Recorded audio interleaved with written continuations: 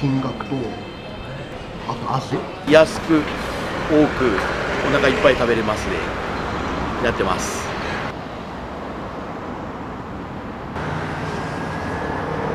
まあ基本メインは僕は一人でって感じですね。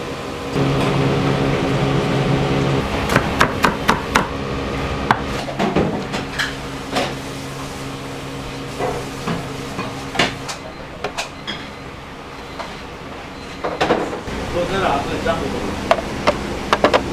ジャンボ。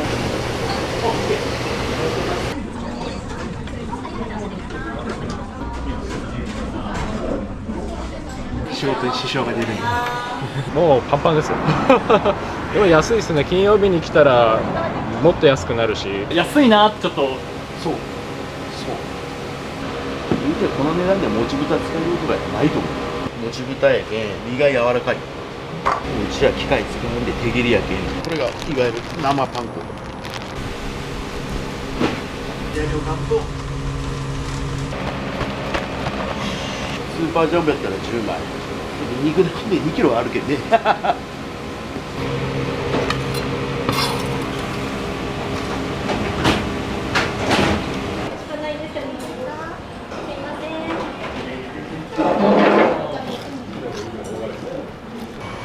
あ決まりますか。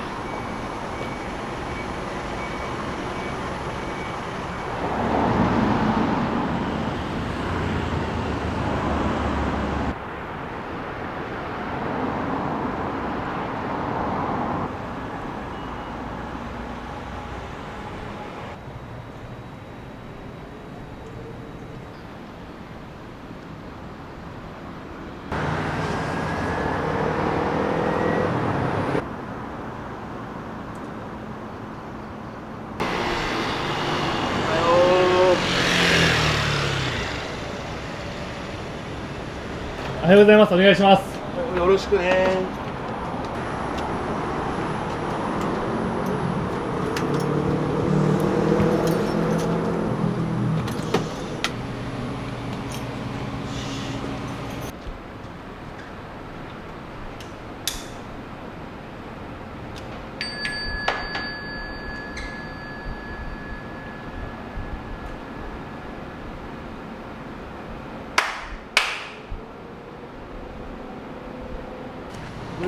ちょっと一回座ろう。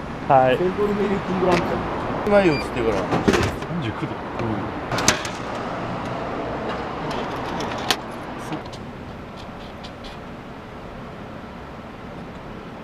それは何ですか。これは弁当の中身ですね。もうね、景気悪いけんね、弁当の裏切りで少し売り上げ、ね、補填していく感じね。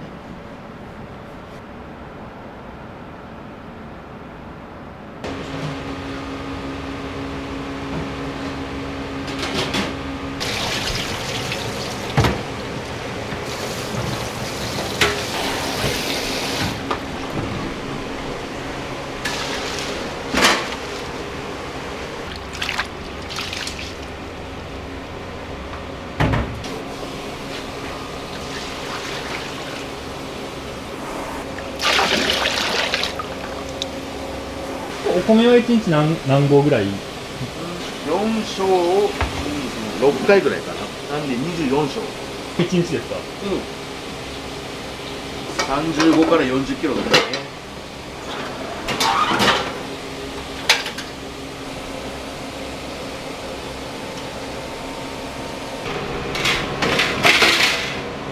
余裕ぶっかもうとしちゃった。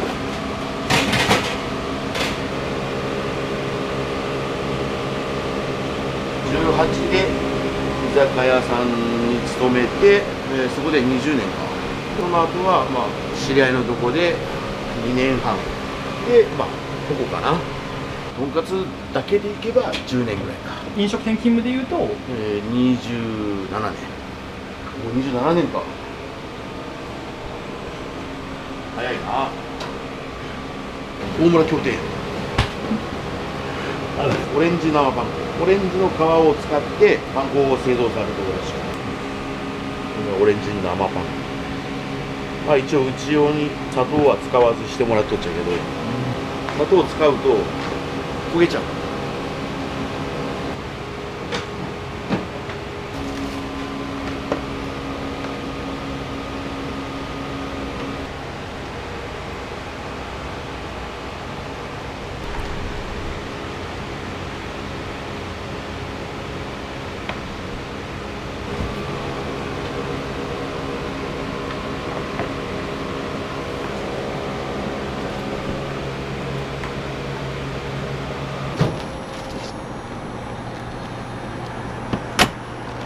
それは何ですか？これがいわゆる生パン粉。金曜日はこれが3個使うんだよ。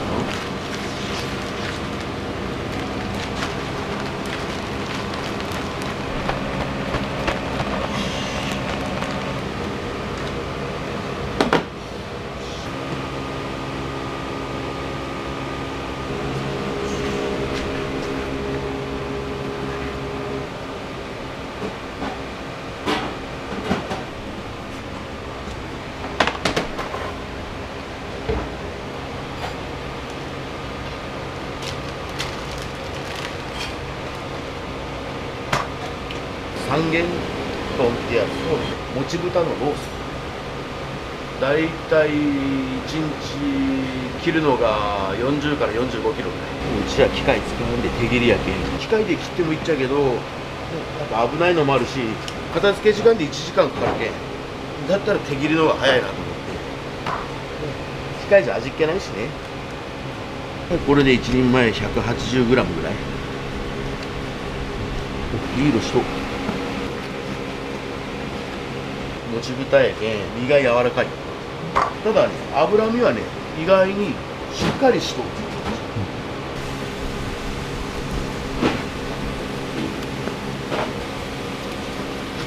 神田さん切るのマジで早い。あ、いくら切ろうか。めっちゃ均一に。めっちゃ均一やろ。そりゃ20年包丁使い続ければ。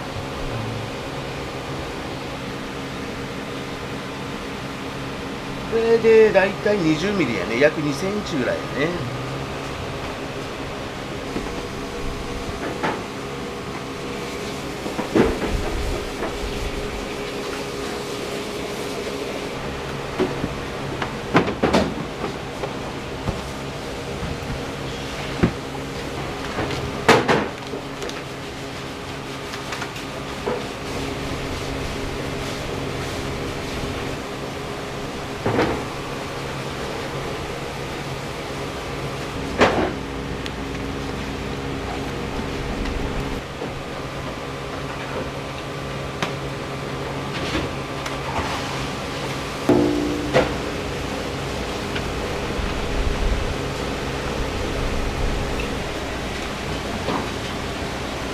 モンゴルの塩。これ美味しいよ。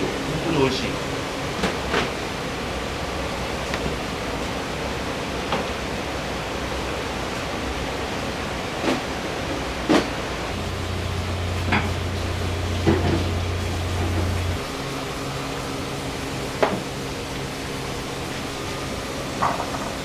何人家族なんですか？うちは子供は5人います。5人。男女男女。上が26よ、今お店に来られてるんですか？年。いや、上の子だけは東京で声優目指して頑張りよう。一番下の方はまだ小学生。す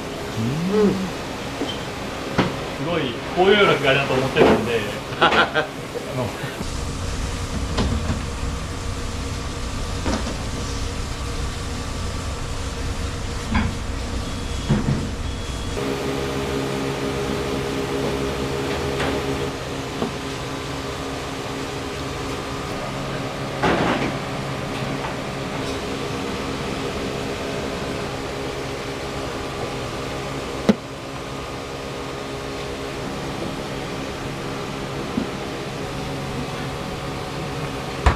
ふわっと優しく。コツがあるんですか？やっぱ慣れです。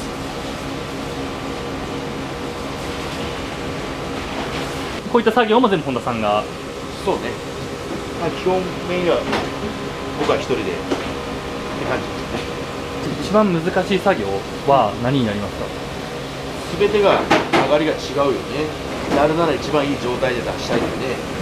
多少タイマーで管理はしとうけど目安やけん、あとはやっぱ見ながらね、音聞いて目で見て、ね、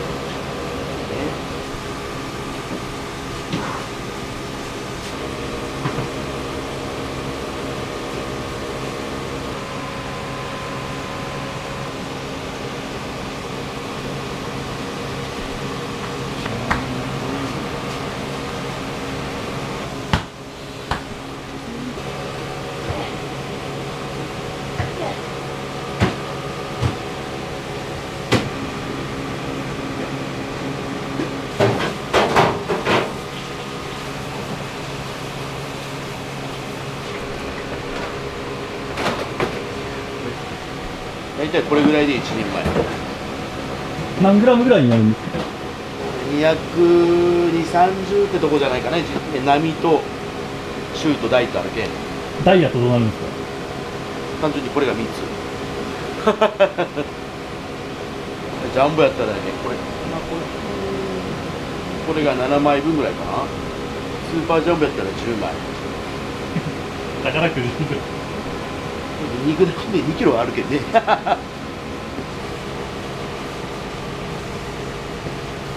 なんかこのパン粉もう見るだけで美味しそうな色してますよ。これやろ、はい、色のムラは出にくいけん使いやすいからね。まあ、生パン粉は美味しい。まあ値段も倍以上やけど、安いな、ちょっと。そう今まではねなんとかなっとったけど、コロナぐらいからがね、このスタンスを崩すわけにはいかんけんね。そのうち良くなるやろうと思いつつやりようけど、悪くなる一方やけんね、いかにいいものをいかに安く業者などもうまく付き合っていかんと。これはヒレカツですけど、ヒレカツは大体こんな厚くねしとうとこもあるけど、その場合はもう時間との戦いやけん横に伸ばしとうけん、その分上がりが早い。まあグラム的には一緒っちゃけど、もう普通の厚さでいったらもううちは商売にならんけん。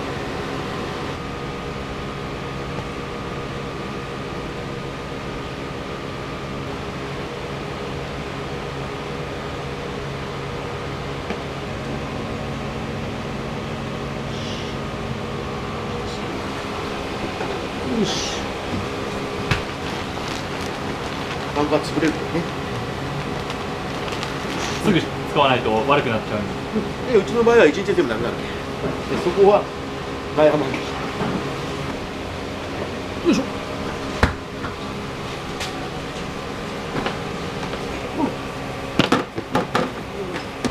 いつもしとったけど。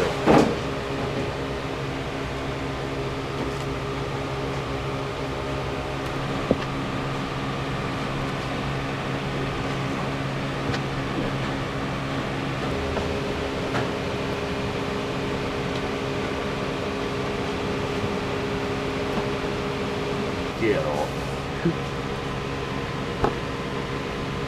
言うてこの値段でもち豚使えることがないと思う。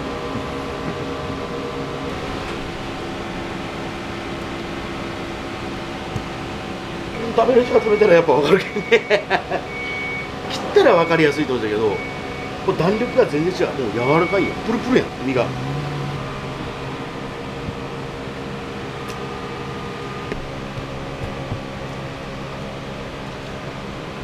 何キロぐらい朝は仕込まれるんですか20キロぐらい、40枚ずつぐらいの3段から4段するゲーム。これで今30枚ぐらいじゃない？やっと。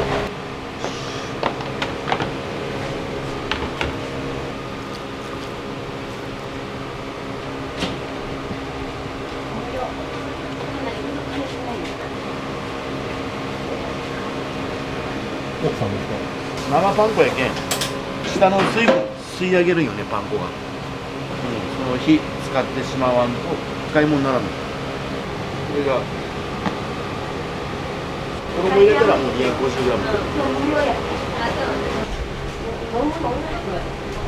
びっくりした。なんか隠る。隠し撮りしろ。1年から2年の間でいうと米やね、その前が油やね。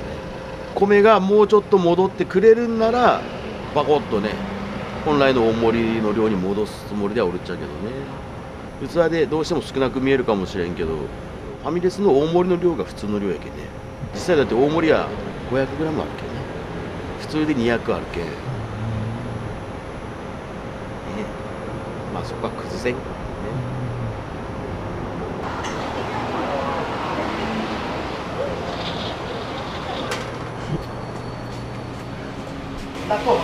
はい、OK です。まあとりあえず3つくらいでいいんじゃないかなと思うけどね。あ、3つでいい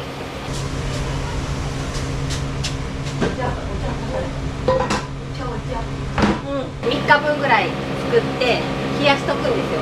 で毎回1日分温めて保温器に入れます。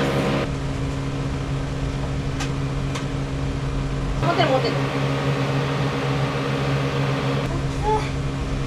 熱い熱いよ。形を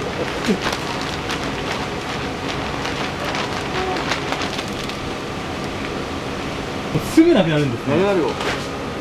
早い早い。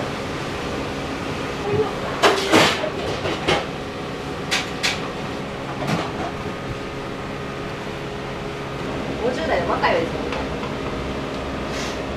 マリア、渡る。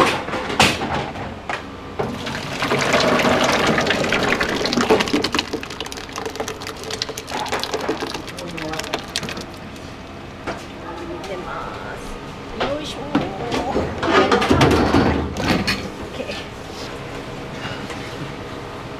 カレーはですね、極端に熱い人がずっとようで、とんかつ食べるんですか？たまーに食うよ、見とかないかんねとか、食傷みたいなの、1年で30キロ食うと。ストレス。満腹が満足に変わる。それで、またなんか食うわ。腹いっぱいなのに食うわ。もうやばいと思って、食事制限して、13キロぐらい落ちて、まあ今リバウンドしようけど。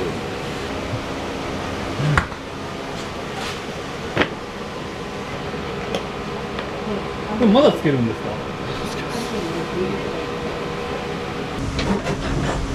まあまあ、単価によるんですけど、さっきおっしゃった通り、まあ、3年検討するの？昨日1000って言ったよ。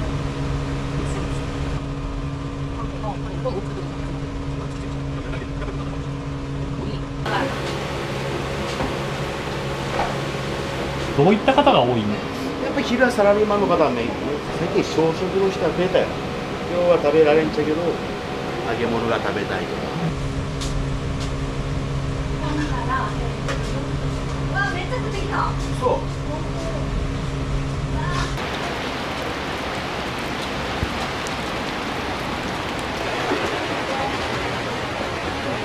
やめばいいけどね。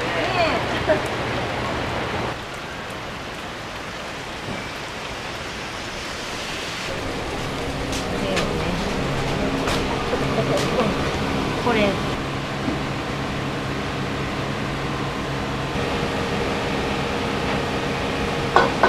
んかつソースもキャベツにかけるドレッシングも鶏マヨソースのソースも全部お店で調合して作ってます。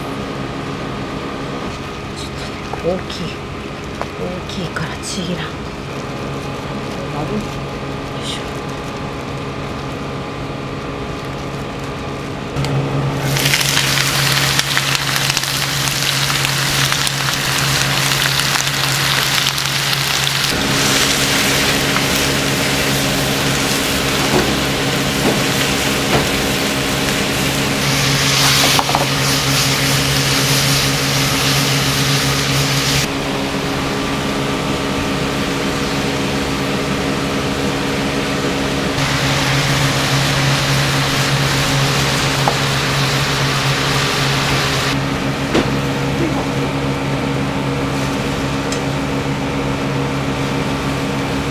これを3回焼きます。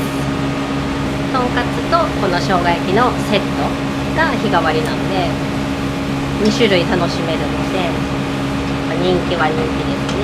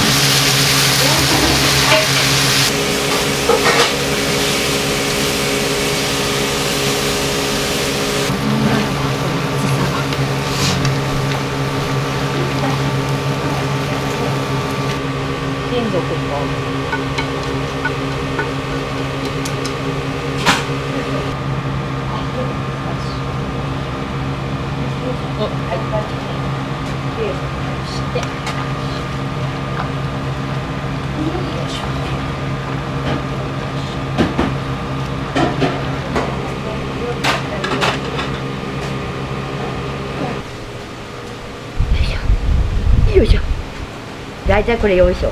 今日は金曜日やけど5回ぐらい着地ないと。もうたったかたったか。よいしょ。若さにはよいしょ。よいしょ。大きい方にしよって。はいよ。もうこれがもう11時オープンしたらもう40分で空っぽなの。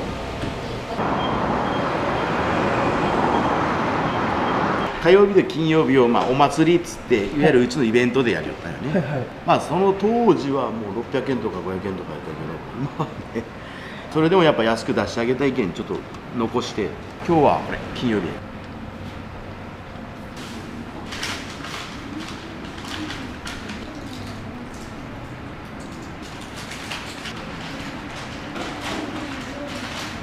初めて来る方におすすめ、無難にとんかつじゃない、日替わりの方がいいと思うけどね、生姜焼きもついてくるけんね。常連さんで何を頼まれるんですか？はっきり分かれる。並か、もう量を食べたい人はもう大とかジャンボとかね。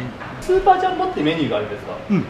金曜日はやってないっちゃうけどね、ジャンボは2列、これは3列、ジャンボだと大体何グラムぐらいになるんですか1キロやね、肉が。？1キロ。ごめんなさい、この辺しかないんですけど、すいません。はい。1枚お願いします。日替わりはスパイシーはです。すいません。衣をつけたら1.5キロぐらいだ。普通の小食の人は食べれるし飽きるで昔それでジャンボのカツ丼をしとったけど、カツ丼はもう汁に覆われるやん。だけど味変ができんけん飽きてからもうお手上げになるけんやめたとんかつの食べ方おすすめだよっていうのがあれば。そうね、とんかつソースも手作りやけんいいけど、梅肉、生わさび、梅塩とか、あとはこれがモンゴルの塩。たまたま親戚のところがこのモンゴルの塩扱っとって、ちょっと使ってみたら美味しいんでね、それからずっと使うようになって、その定食にしてるけどご飯だとサイズは何になるんですか？いわゆる普通ライス、中身は 200g か、200、300、500か。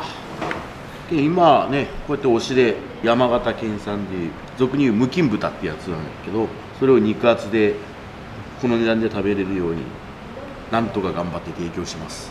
油が甘いで身が柔らかいんで、ただどうしても分厚いけん提供までにちょっと時間いただいてるけど、待つ価値はあるかな。とんかつ定食がでも1000円以下で食べれるのって僕結構リーズナブルだなと思うんですけど、今の時代はねでもそこを壊しちゃうとうちがうちじゃなくなってしまうけどね、この値段やけど、ね、実はこんだけこだわってますよっていうのはね、営業努力です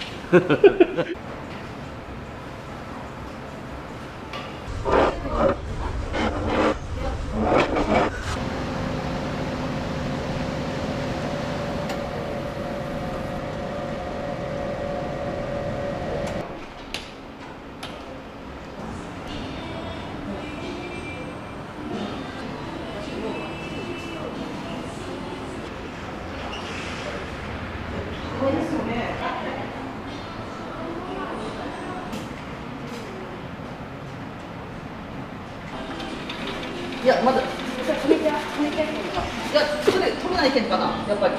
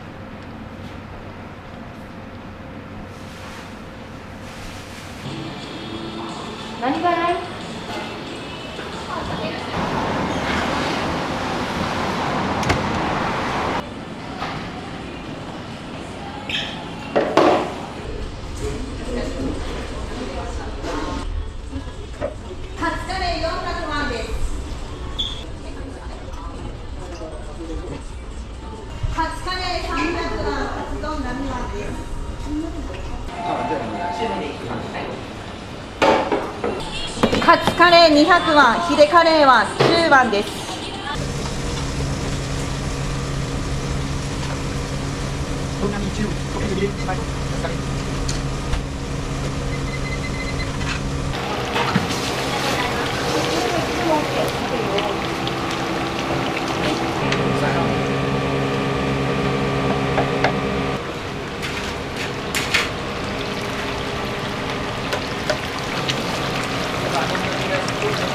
カレーも全部、白身はダメやけど、カレーはついとっていいよ。さっきパン粉裏何個あるか見とって。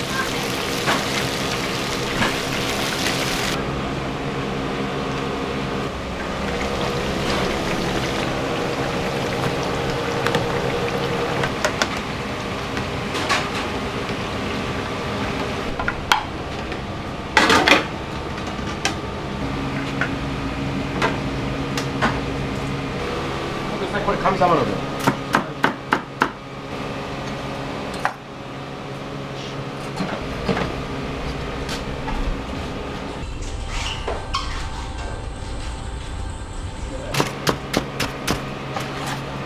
400。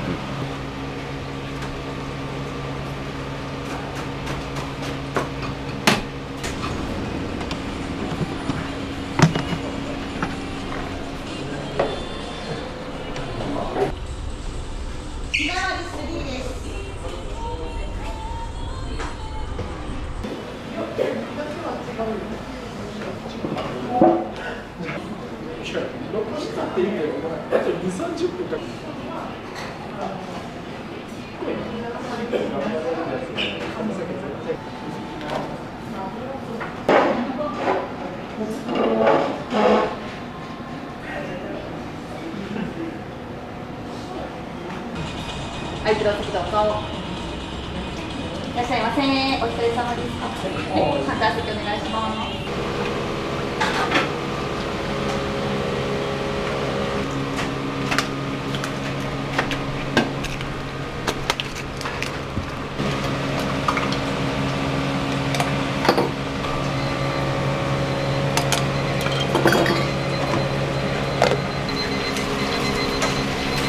丼両方。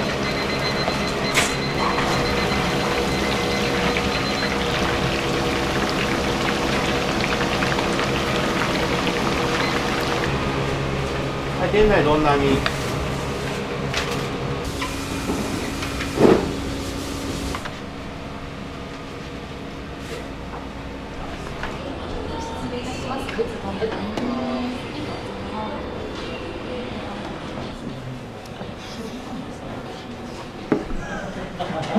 カツ丼。カツどうですか？まあ美味しいです。普段カツカレーばっかり食うけど、でカツカレーは辛さとかルーの中に肉とか入ってて結構美味しいし、一応すごいんですよ。量と金額とあと味、まあ一応じゃないんで。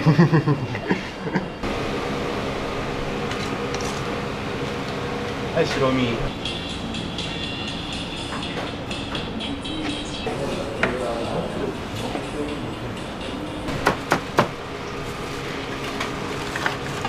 デリバリー。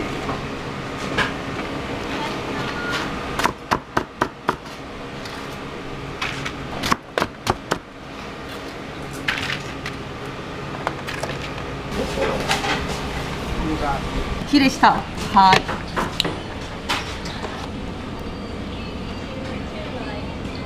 オープン10分なんですけど、お客さんいつもこんぐらい。金曜日とかはもうこれ以上にある時もあります。はい、カツカレー400でわかりました。カツ丼そばワンです。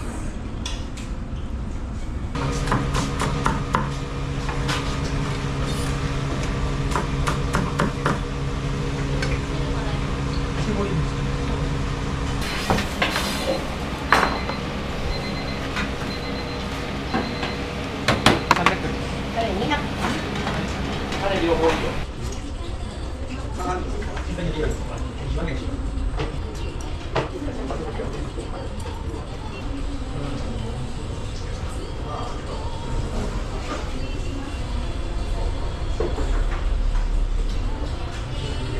すいません、相手の席どうぞ。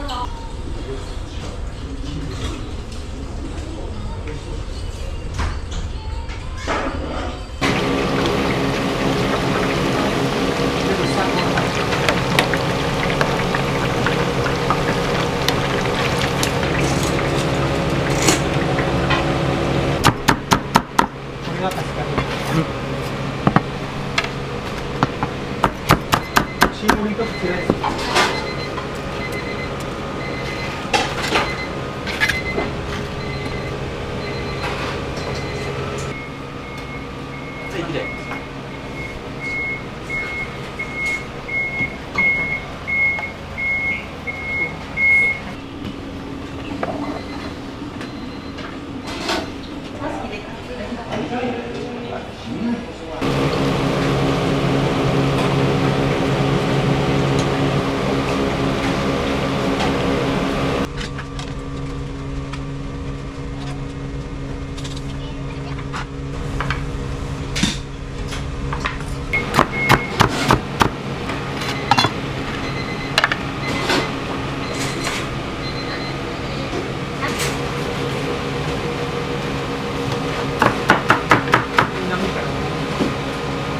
あ、波がまあさっきこう3つ仕上げしまおう。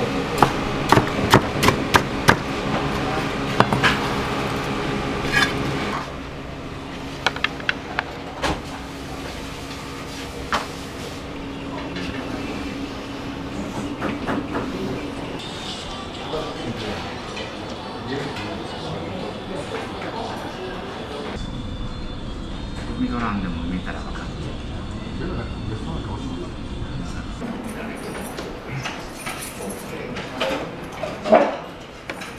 美味しいです。サクサクしてる。通われて長い。そうですね。長いです。ボリュームと値段ですよね、やっぱり。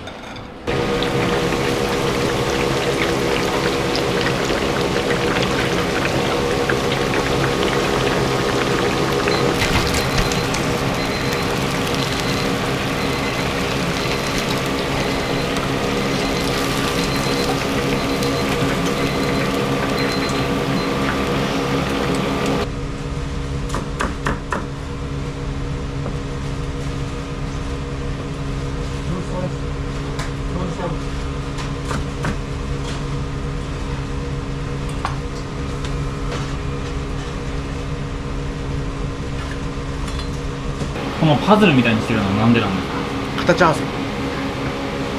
そもそも同じ形っていうのがありえん話やけどね。人間だってみんな違う。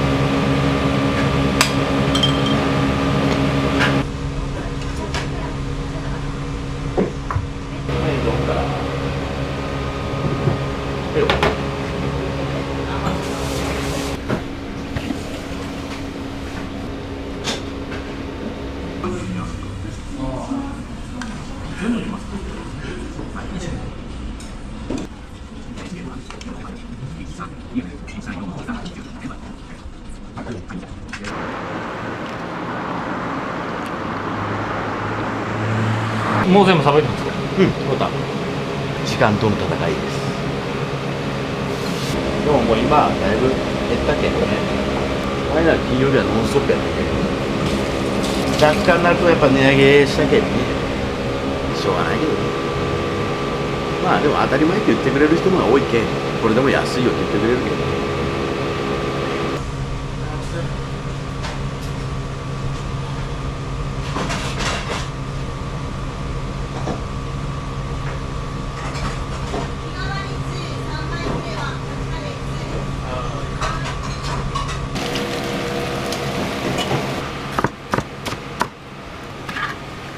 はい、波です。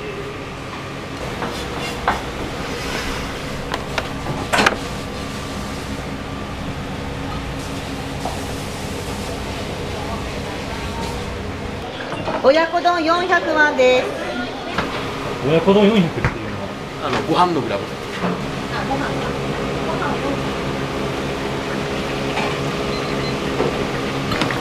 おい。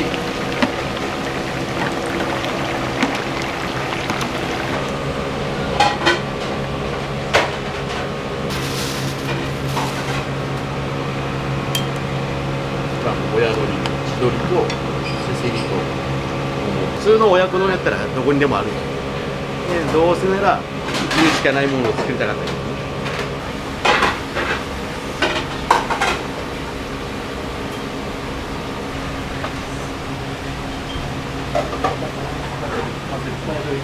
大体親子丼って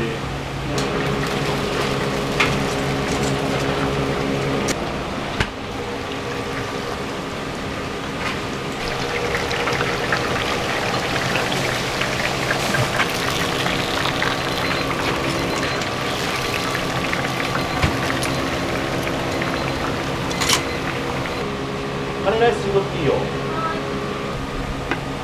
チキンオッケー。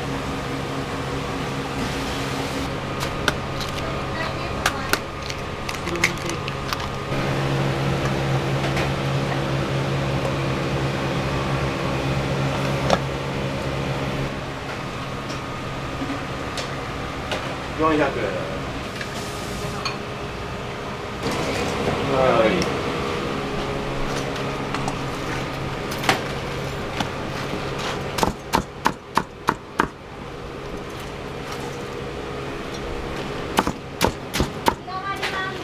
はい。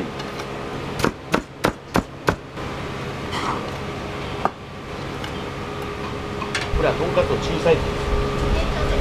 オッケー。はい。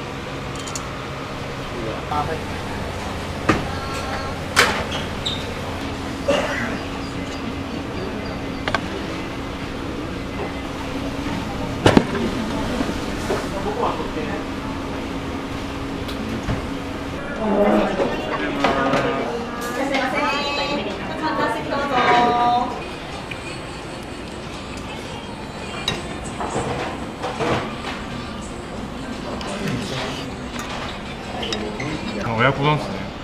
ご飯だけ大盛りにしたんですけど、で肉盛りにしようかなとかも思ったんですけど、まあちょっと入らんかなと思ってご飯だけにしました。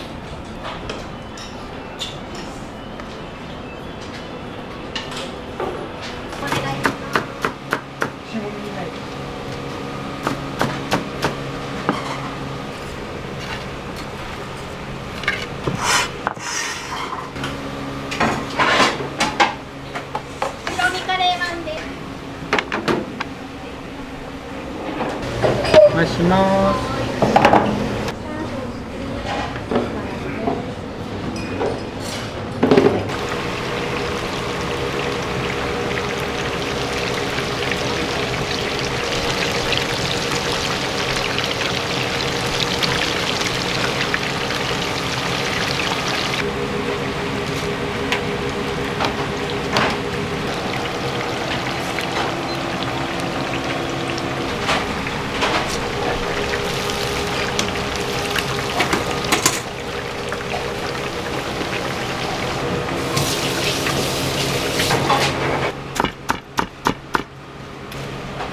300円ね。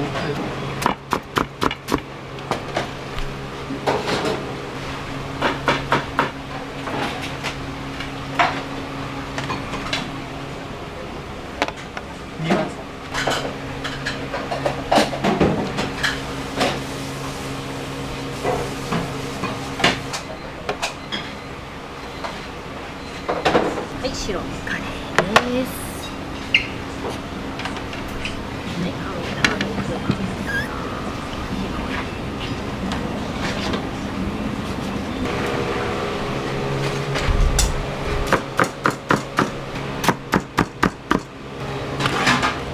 波。は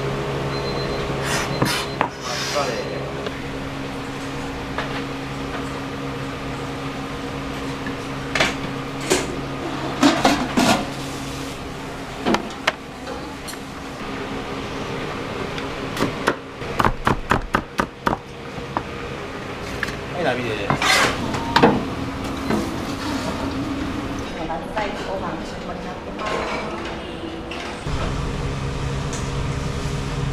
そうか。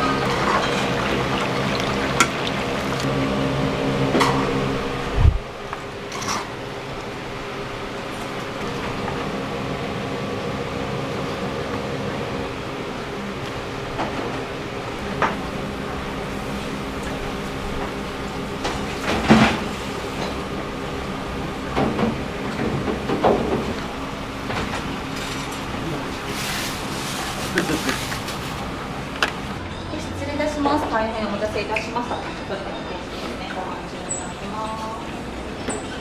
1000円の10円になります。いらっしゃいませ。こちら 500g の 300g。普段1キロ。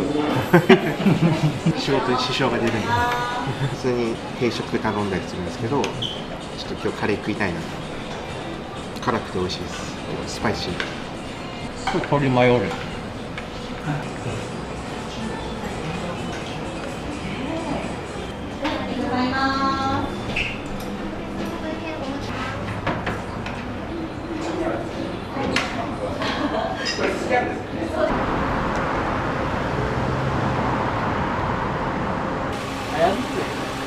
いい天気だった。この時間でずーっと満車なんですね。うん、そうね。さあ、決まりますか。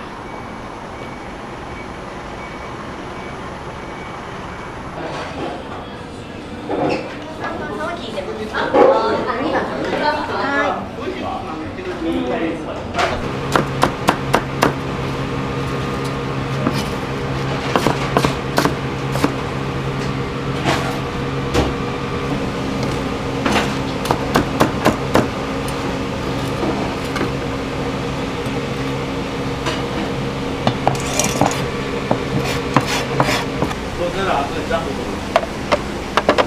でジャンプ。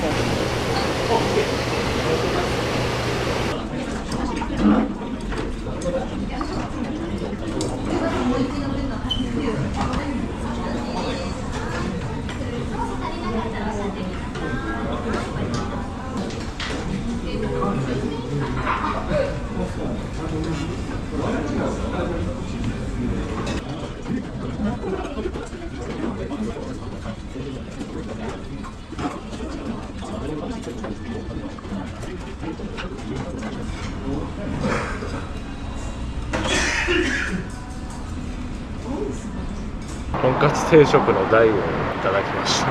柔らかいからものすごい刺しやすいし、すっごい美味しかったですよ。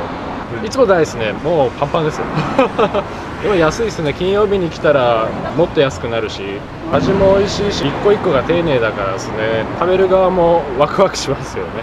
わざわざ来るぐらいの価値はあると思います。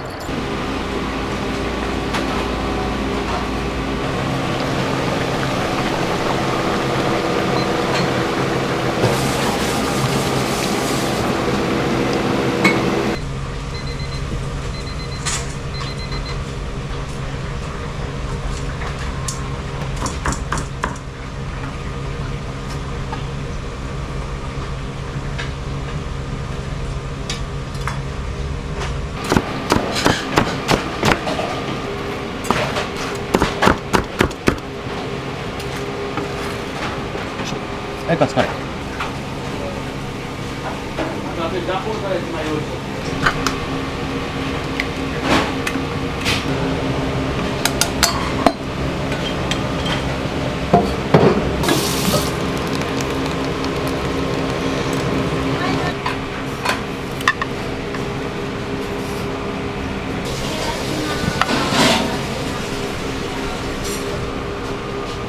いいよ。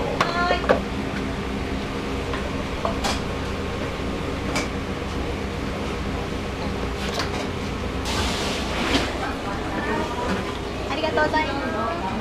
いらっしゃいませ。いらっしゃいませ。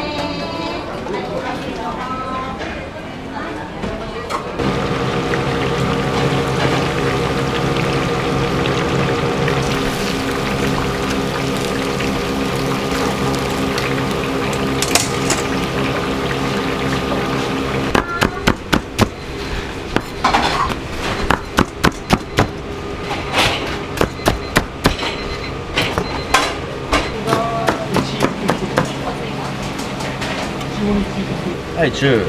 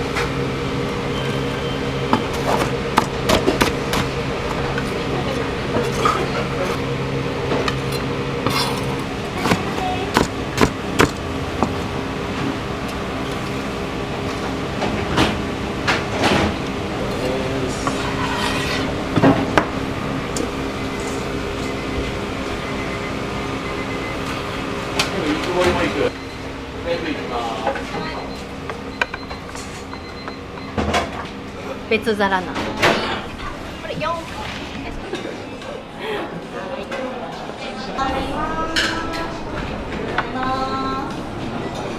い、スーパージャンボです。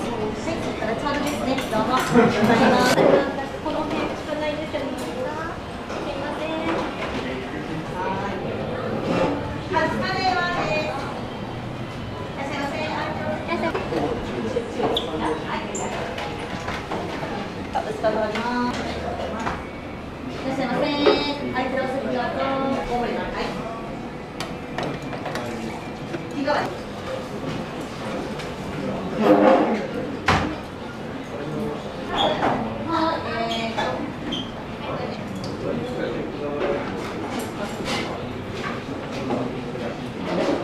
交通費の定期代はもらえます。タバコを抜いたとしても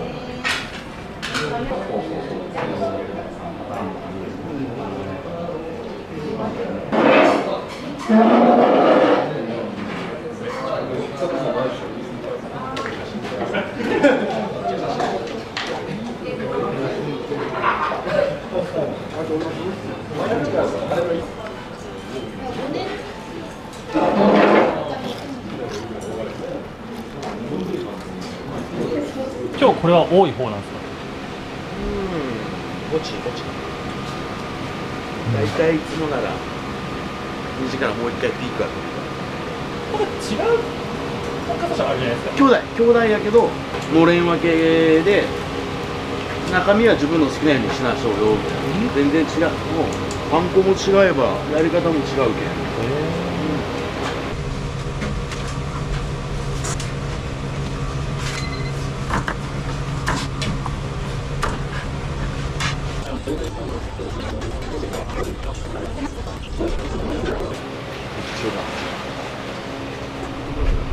営業はもランチはこれで終わりやね。あとは6時から。う1日大体どれぐらい働かれるんですか？縛りはないけどフルで働けばそうね、今日やったら朝8時来たよ。14時間ぐらい。まあでもどこもね、飲食店はねやっぱメニュー作りながら売れた時はやっぱねヒットしたねとかね嬉しいよね。まあその分売れん時は自分に返ってくるけどねしょうがない。まあ商売の面白いとこじゃないかな。まあどんな職種でもそうやけど、やりがいはあるよね。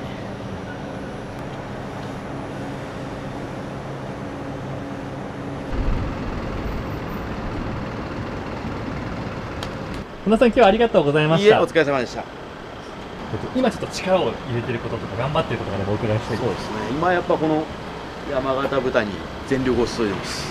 柔らかくて美味しいんで、ネットで販売で今予定組んで計画してます。お店の一押しポイントをお伺いしたいです。やっぱり安く多くお腹いっぱい食べれますでやってます。いつもうちを使ってもらって、ありがたいと思ってるんで、またこれからも努力していって安く美味しく出せるようにやっていきたいと思ってます。今日はありがとうございました。いえ、こちらこそありがとうございます。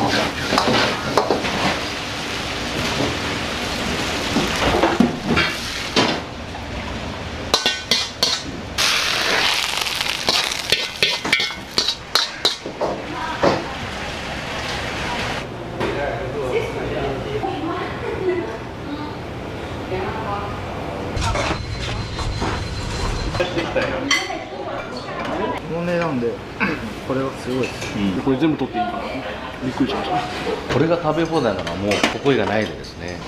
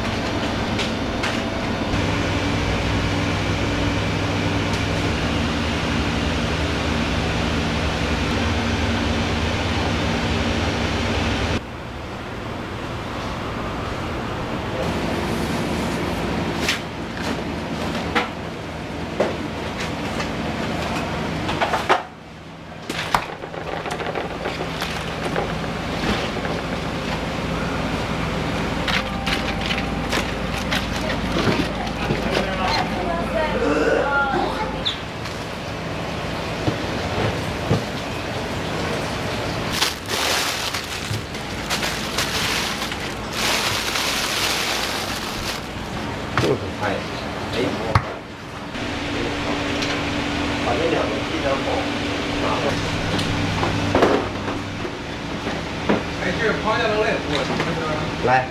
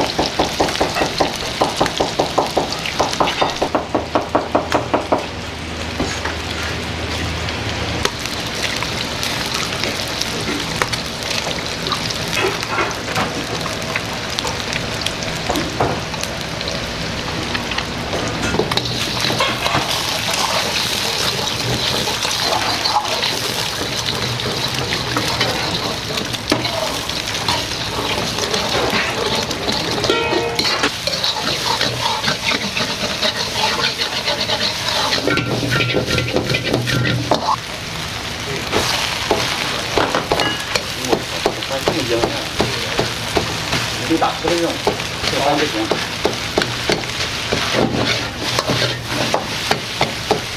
能不能？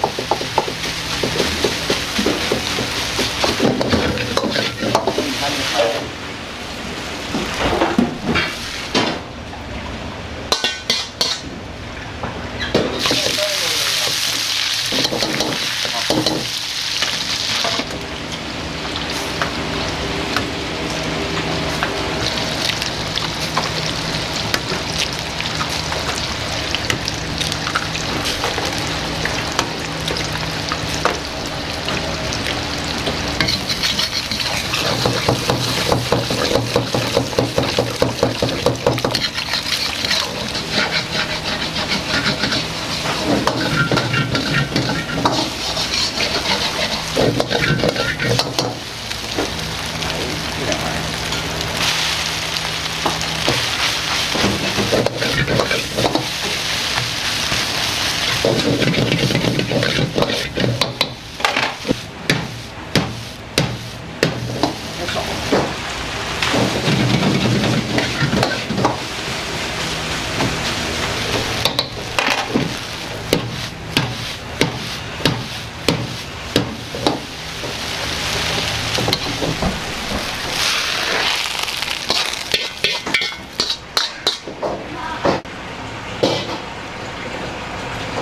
ุณท่านนายก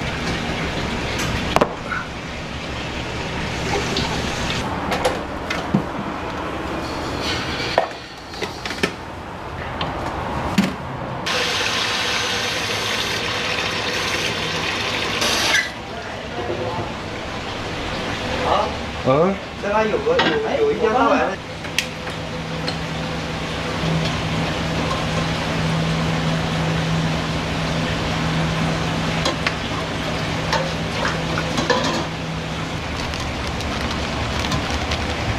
サラダ用意してから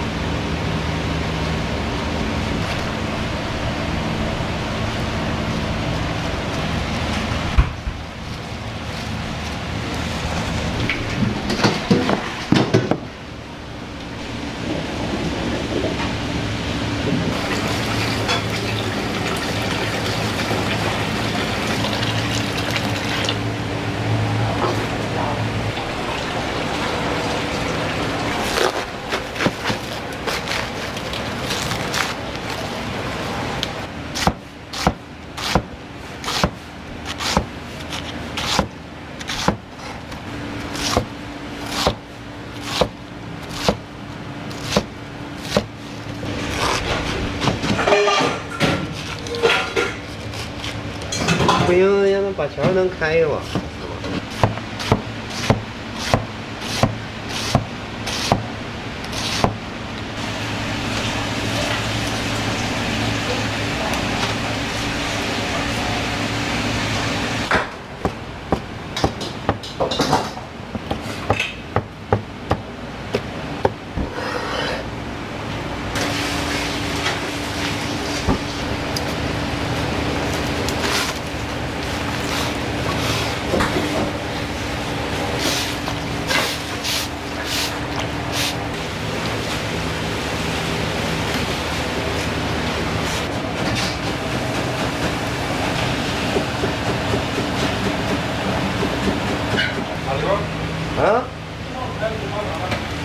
个给那垃圾袋里，要没有就没有了。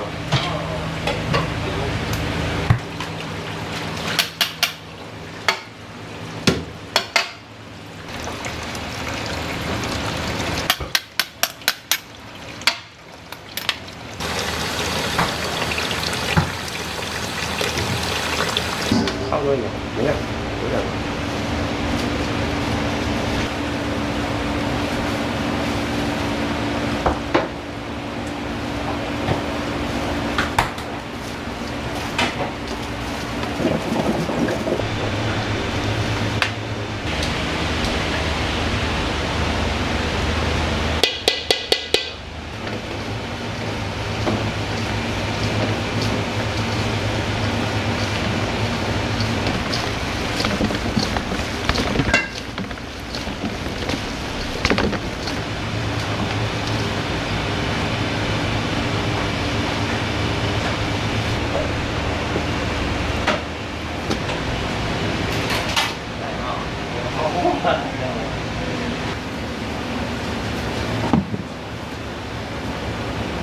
这打水不行，别让它打。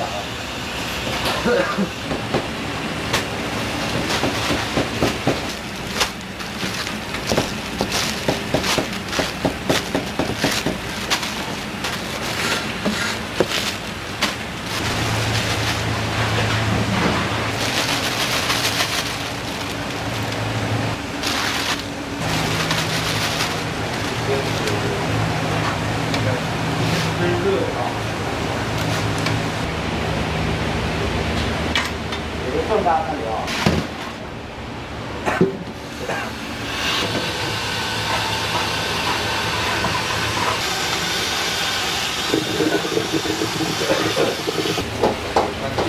那个200。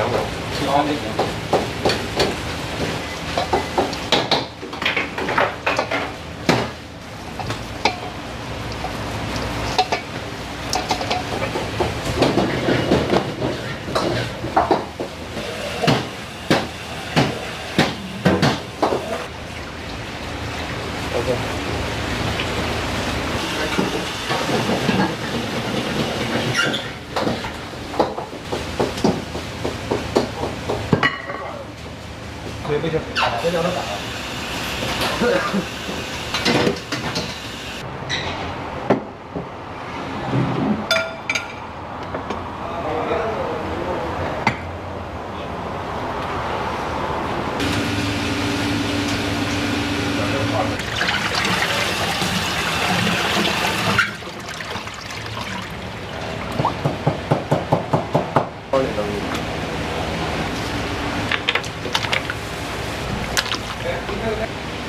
不来一趟。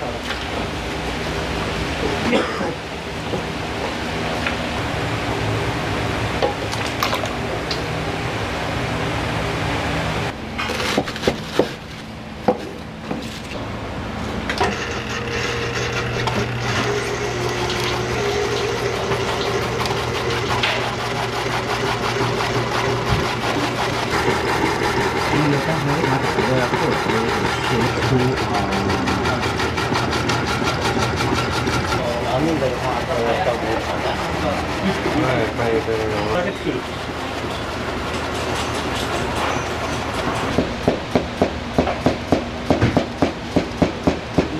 菜板啊，没漂。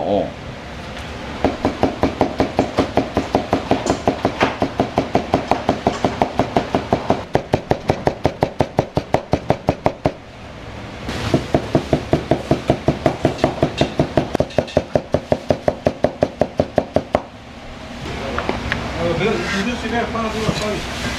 再给我拍上。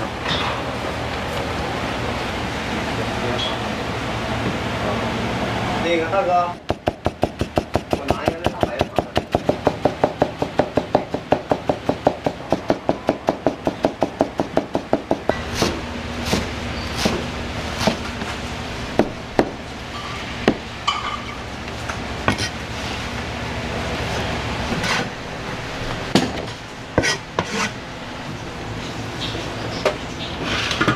我这里喝。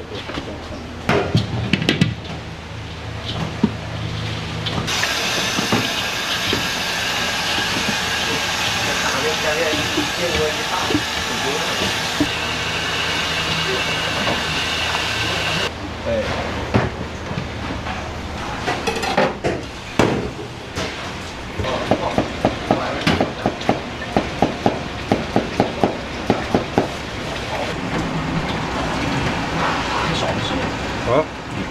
你得往那个来当什么？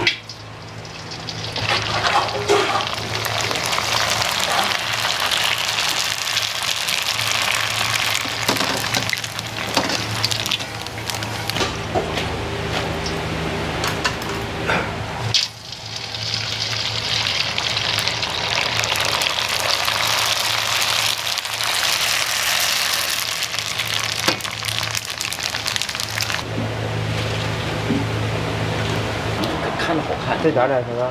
行，这也行。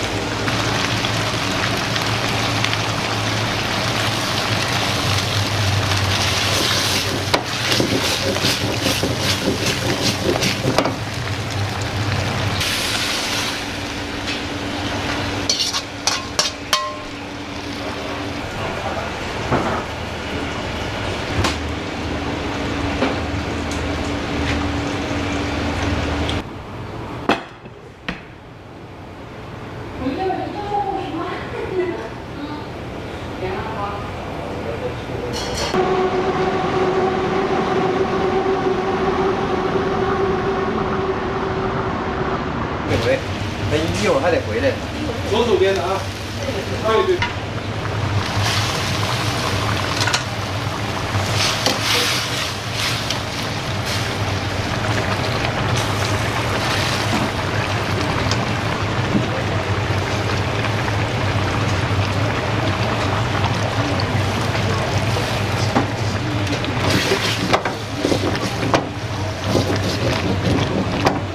那个没有给我。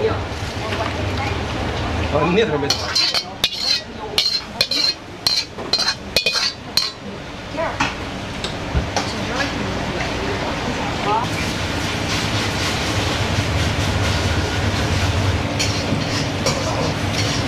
那我管着。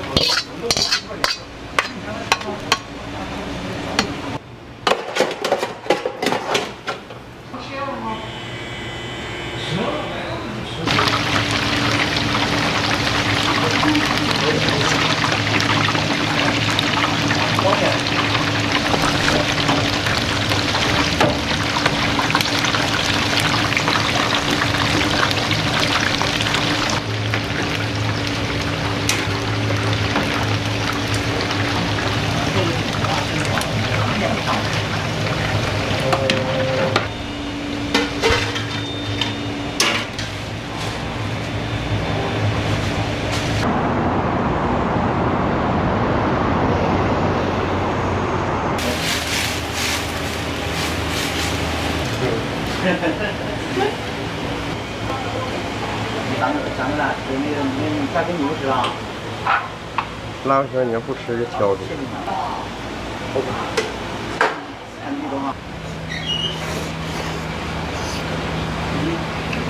多一些。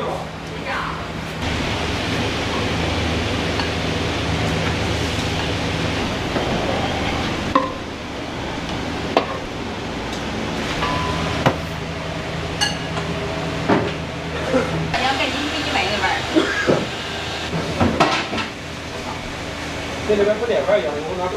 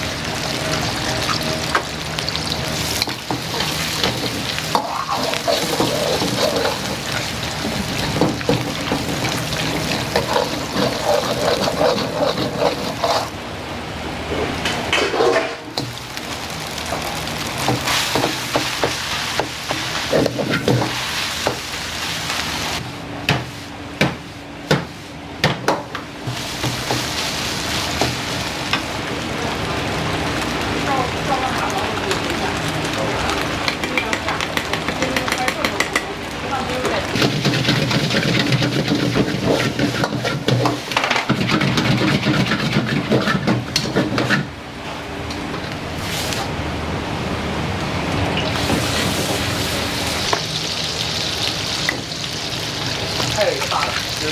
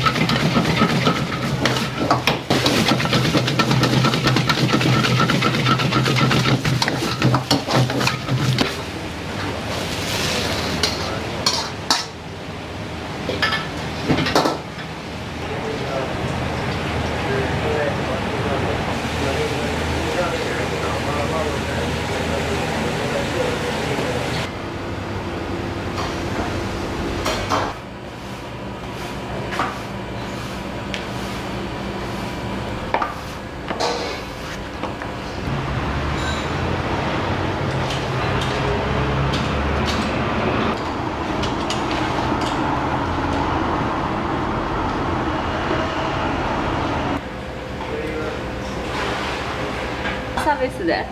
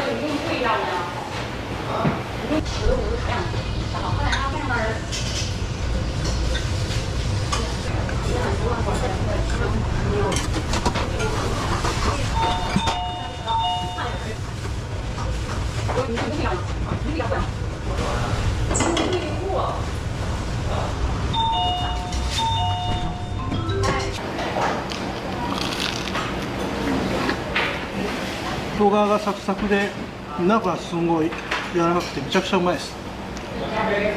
唐揚げとか野菜とかが全部食べ放題になってるんで、食べるの好きな自分はよく来るんですけど、やっぱ早めに来ないとちょっとお客さんがいつも多いから。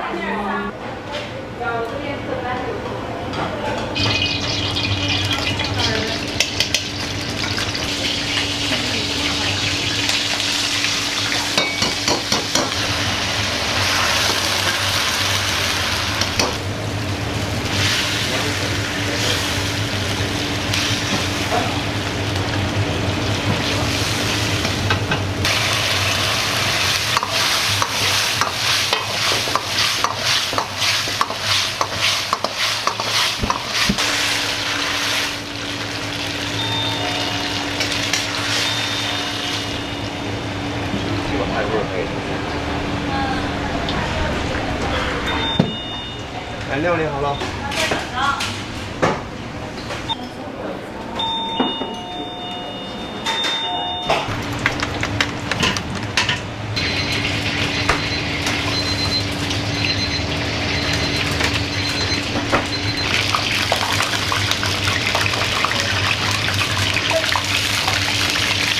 准备炒野菜料了。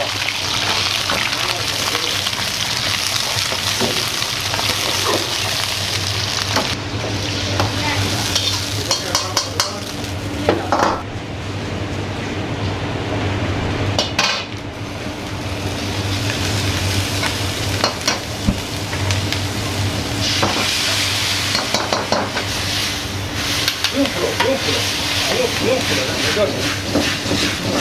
基本上。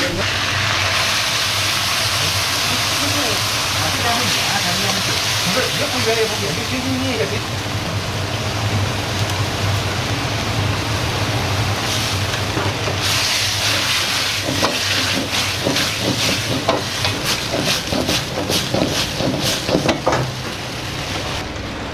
这个这么大，他们比我都掏钱。我下面你炒啊，还是怎么？他等会儿怎么炒？有忙，你看那旁边是吗？对上面どうぞ。はい。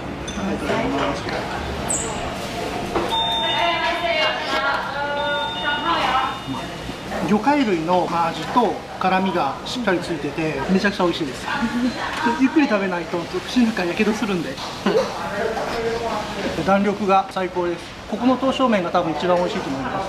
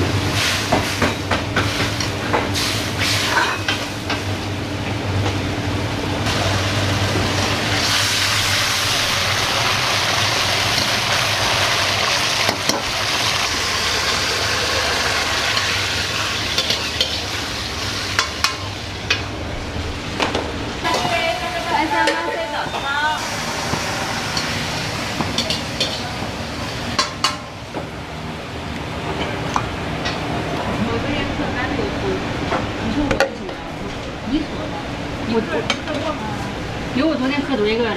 我也喝了一个，我也。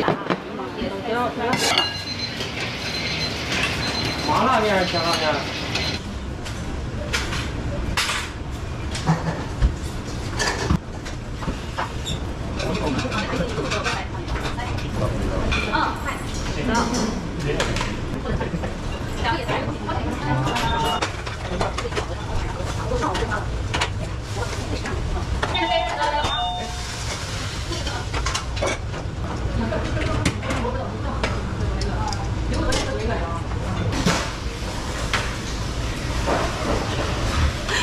豆芽你有吗？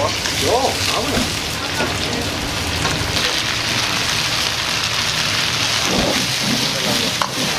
扔完就拿筷子了。我看你扔完了，你拿着打对边。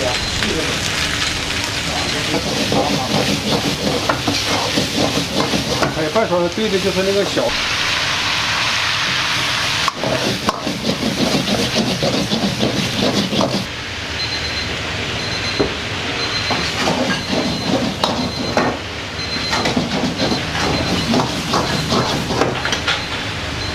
不要养了，不养。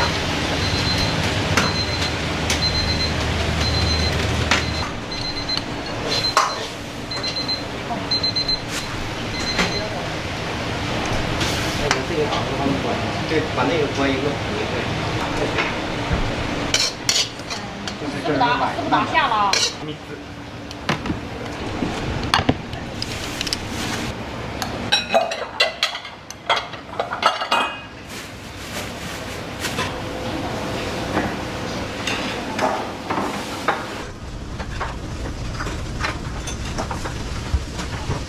野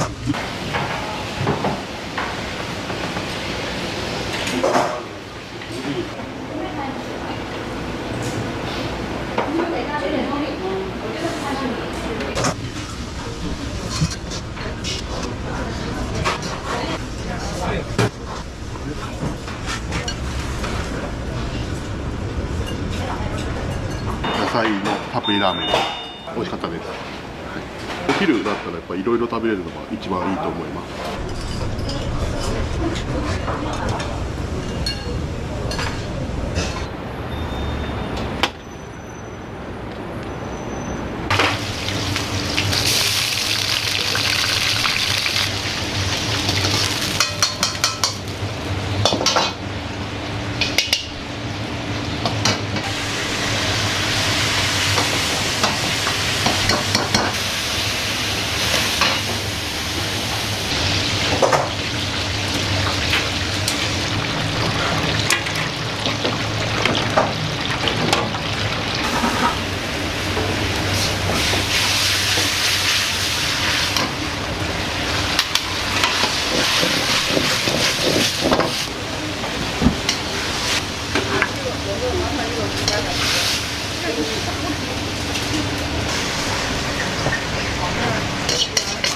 はい、ティラミはな。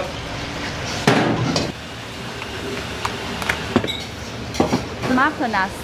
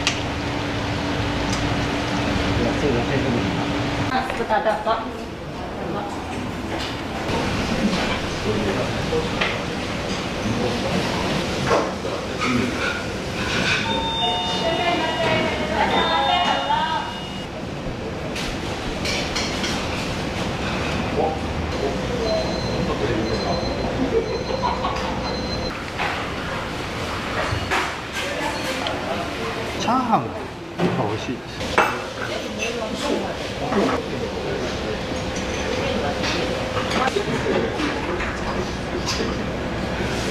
ちゃんとしっとりですね、これ。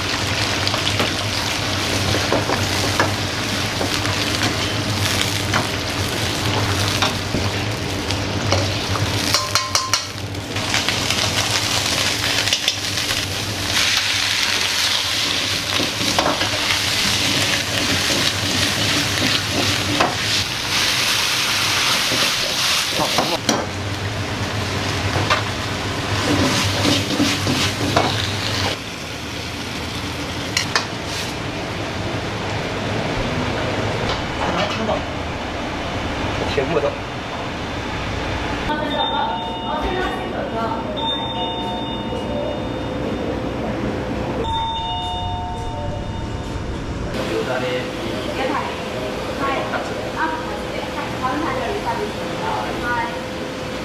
不是一鸡2个。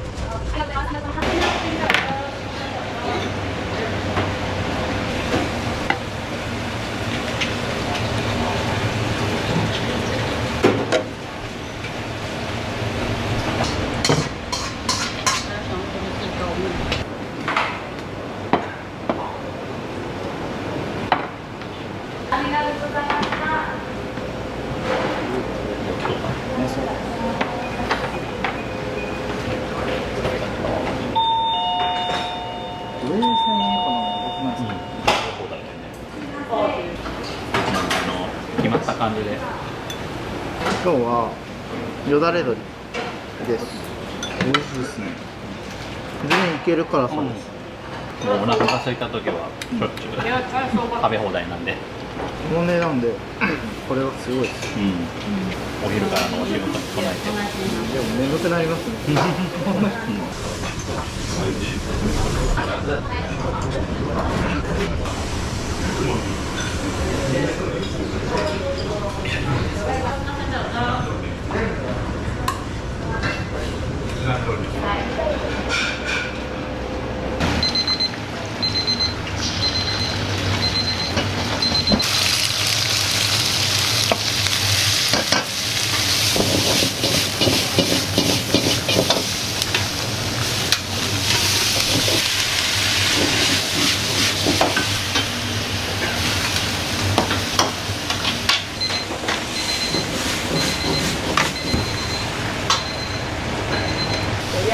人家找一个人家的师姐也是。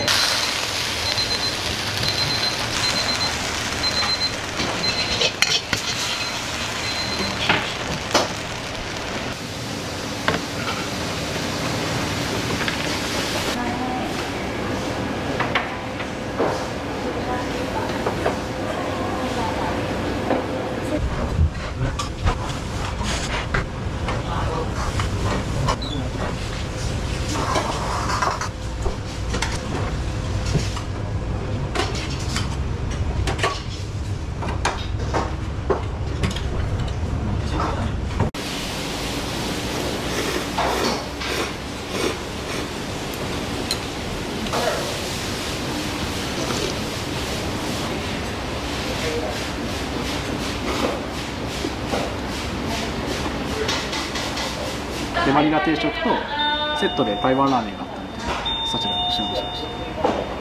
でも辛すぎないので美味しいです。でも初めてです。頼んだらいっぱい取れるとか知らなくて、でこれ全部取っていいからびっくりしました。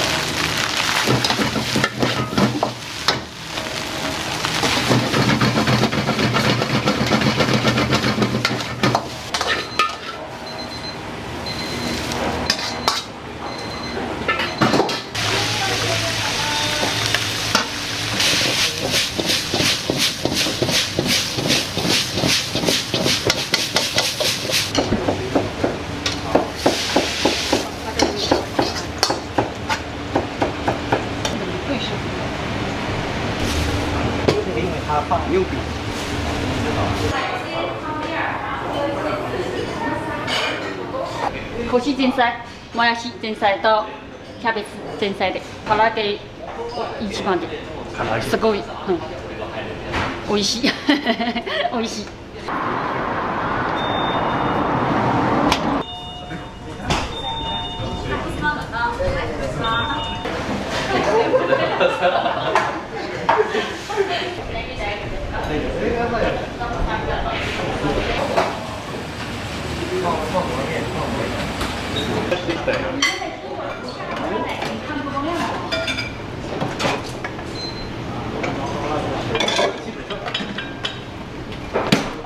めちゃくちゃきますね。いっぱい食べれるからコストパフォーマンスがいいんで。うまそうに食い光を取りたいと。これです。いただきます。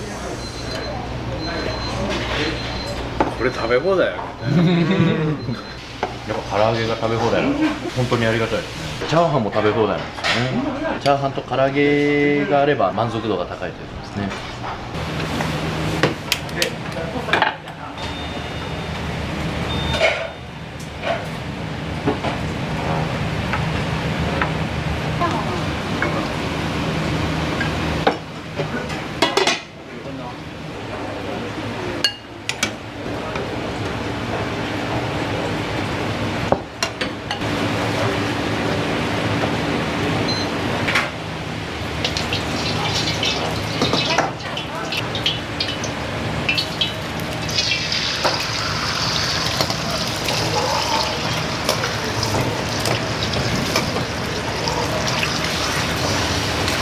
これを食べるよ。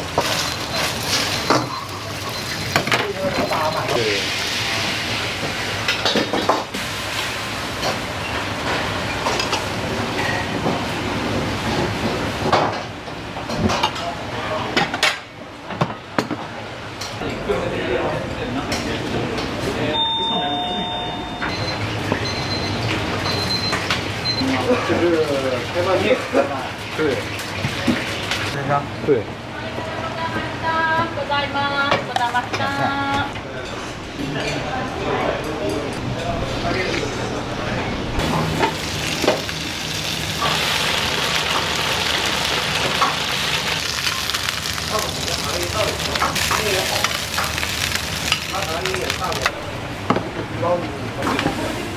chicken salad。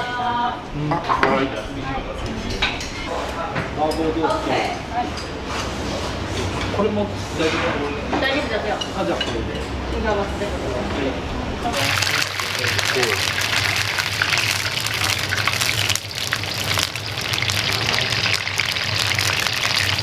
他们也是没有知道。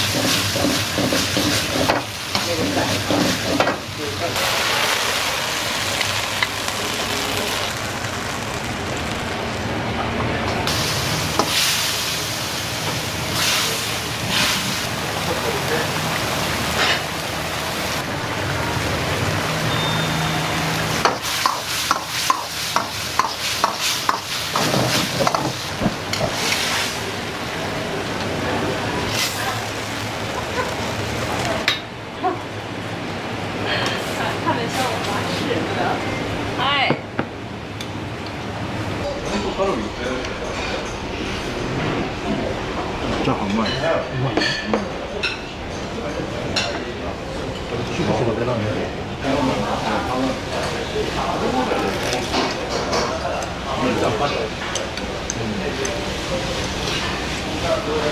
サクサクじゃなくてザクザクって感じの食べ応えがしっかりあって、でも味はそんな濃くなくて何個でもいけるかなっていうところでまた美味しいと思いました。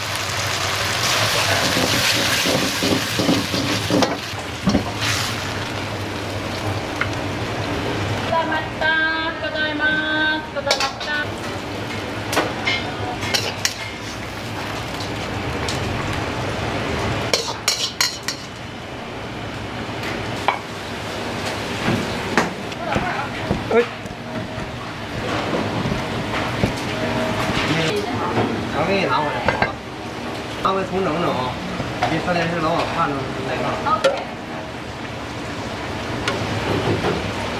可以。い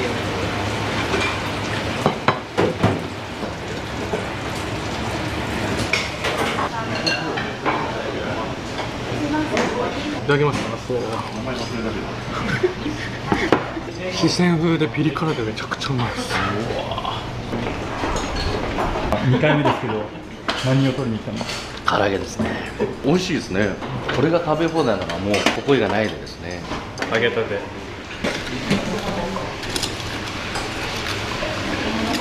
個ぐらいか。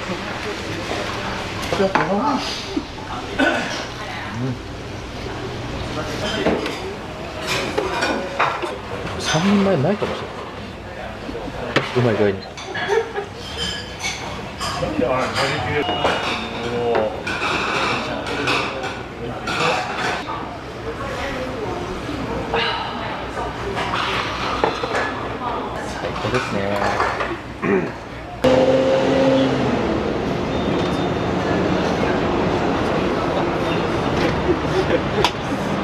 お腹いっぱいです。あ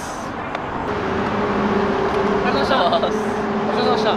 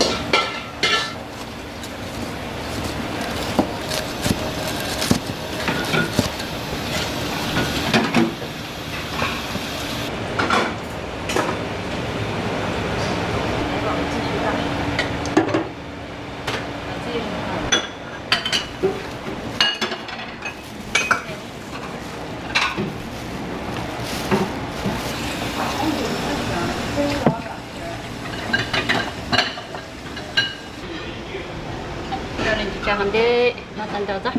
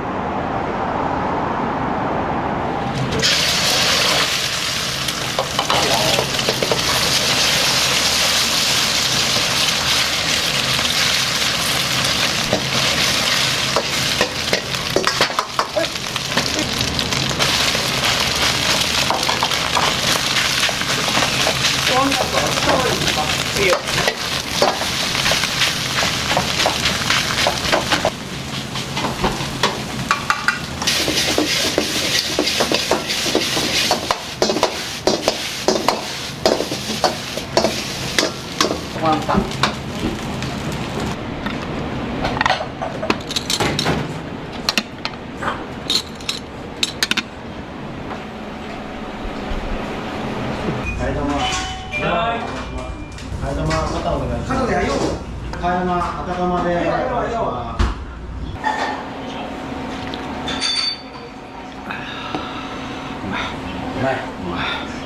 単純に一番の特徴は臭い。昔の博多ラーメンの匂い、僕がやっぱ再現したくて。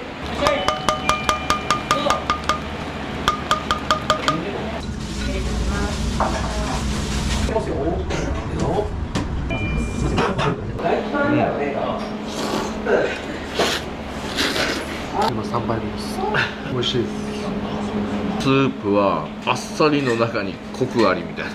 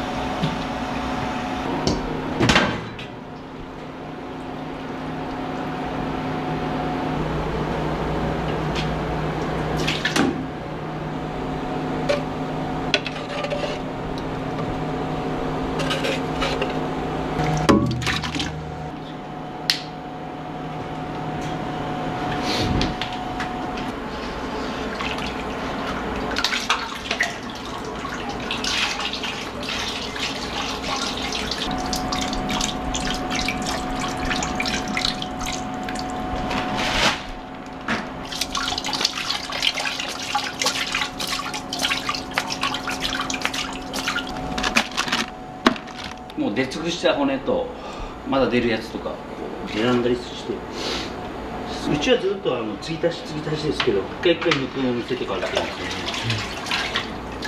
郊外でそういうしたんですよね。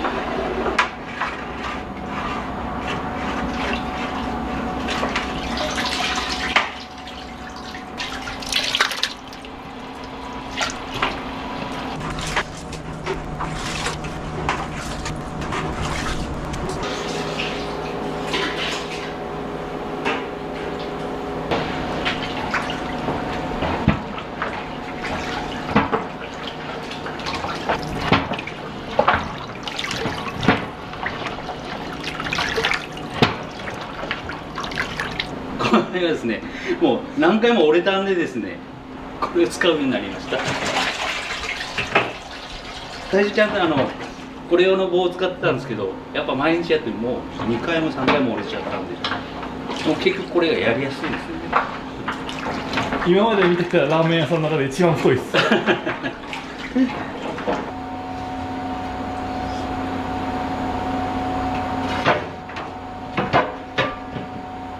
こが頭を入れてるんですよ。で、ここがげんこつと丸骨を入れるんですけど、ここでしっかり炊いたやつをこっちに移して丸骨と合わせて、で最終的にこの営業用のスープに3日に1回ぐらい鶏骨をもうこれはもう頭の部分はもう使い切ったらもう捨てちゃうんですけど。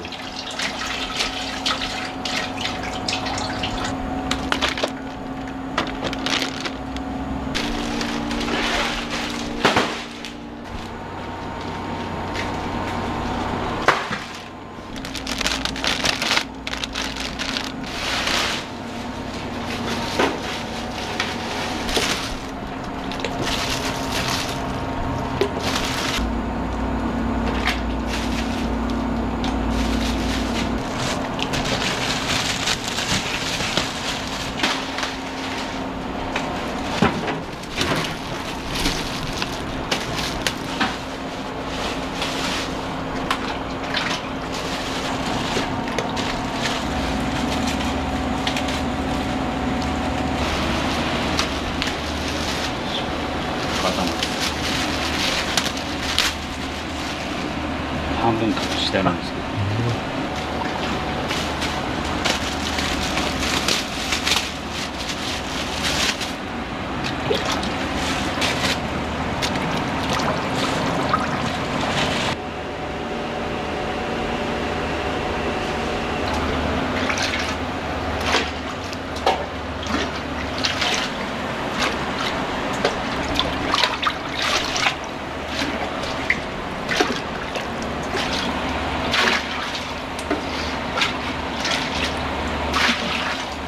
やっぱ丸骨と頭とやっぱ匂いがまた違います。蓋開けた瞬間とかがすごくわかりますね。匂いの違いが。熟成させるタイプなんで、その菌を発酵させるというか、お客様から見るとなんか汚いと思われるかもしれないけど、ここはもうあえてもわざと残してるんですよね。うちがこの売りにしてる臭さっていうのはやっぱこういうとこから出てきたりとかもするんですけどね。入れた時は6分タイマーとけとって創業店とかはこのヘラのやつ使ってこれも3本ぐらい折れちゃった。どんどんすり減ってくるけどですね、もう最終的にはこの角材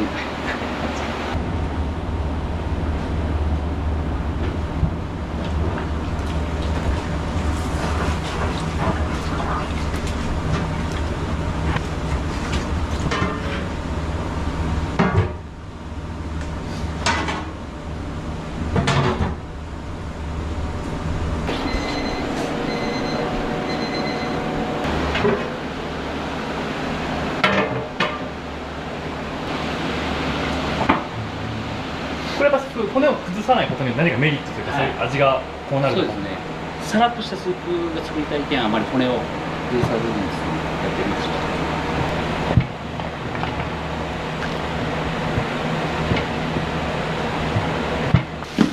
結構人口も増えて人気あるけん、上がってくるかもしれないです。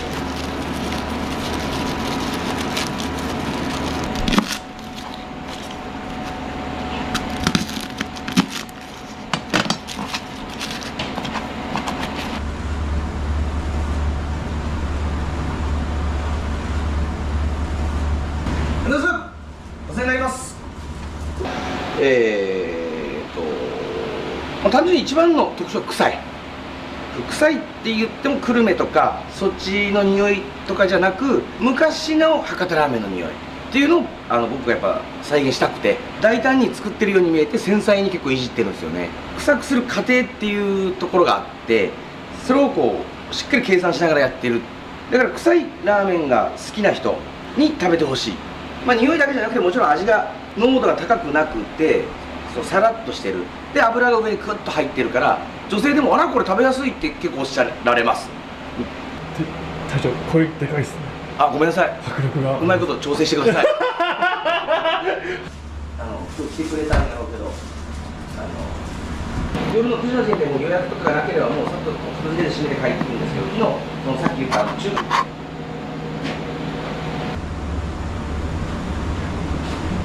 これは何ですか？これは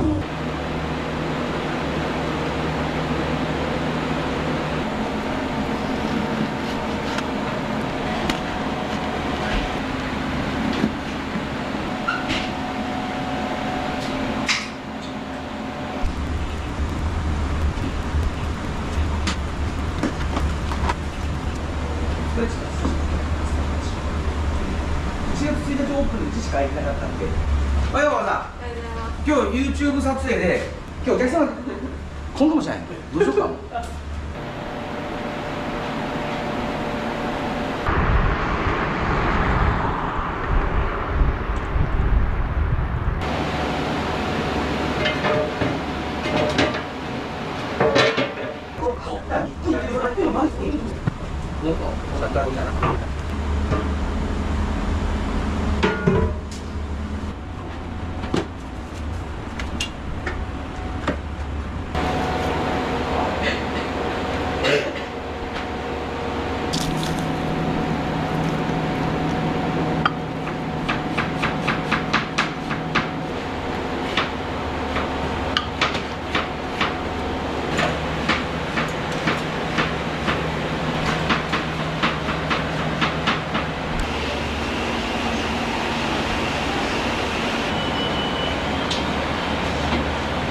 駒屋といえばワンタン麺っていうぐらい人気で、よく出てるのはワンタン麺と、この半焼き飯のセット、大体組み合わせ的にめちゃくちゃ多いです。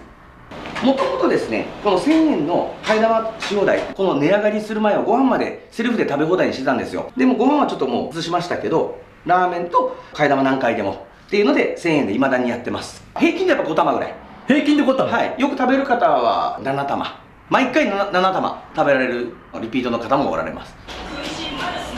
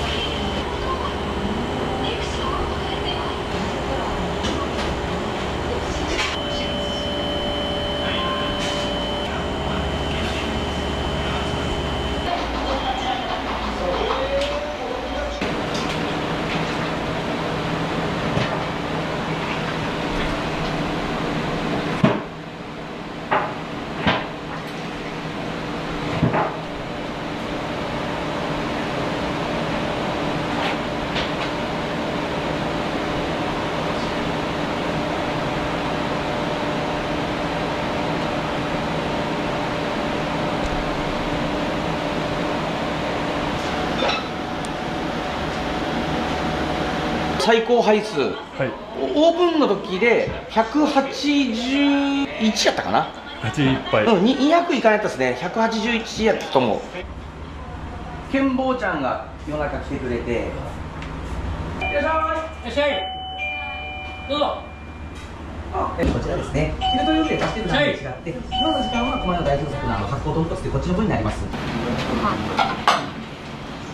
パンダいればよっ。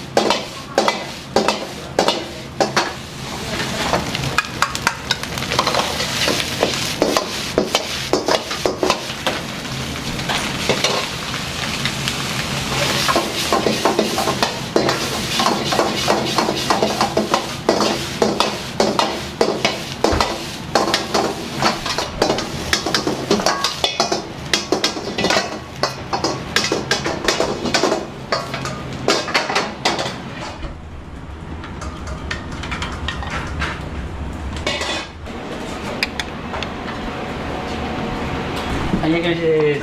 よー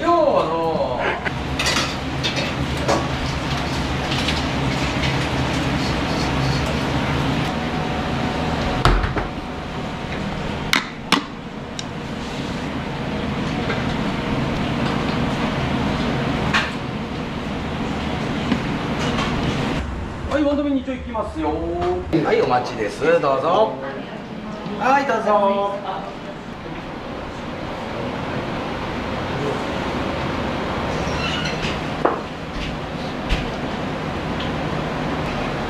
この後に普通ので半焼き飯がいくね。はい。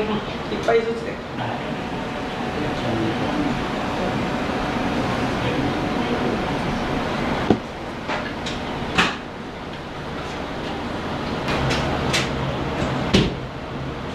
お願いします。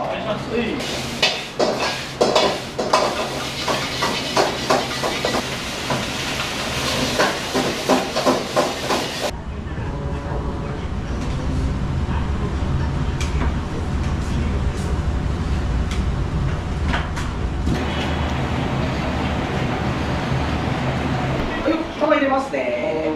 はい、どうぞ。はい、どうぞ。はい、どうぞ。はい、どうぞ。頑張ってね。頑張っていきますよ。頑張ってしてください。どう？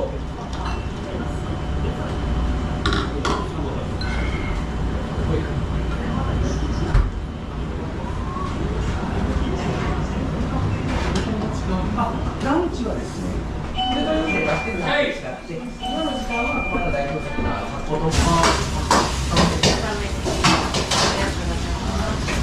い、焼き飯いきます。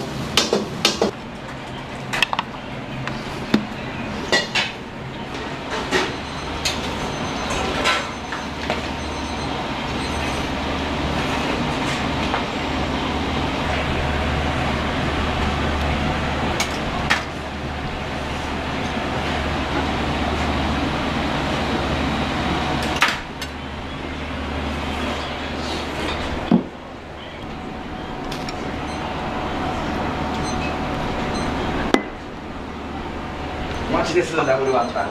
いいですか？話しますよ。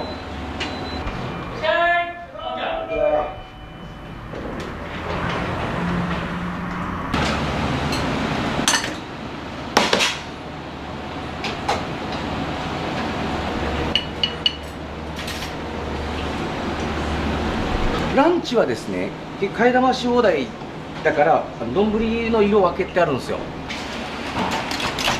ランチのお客様。はい。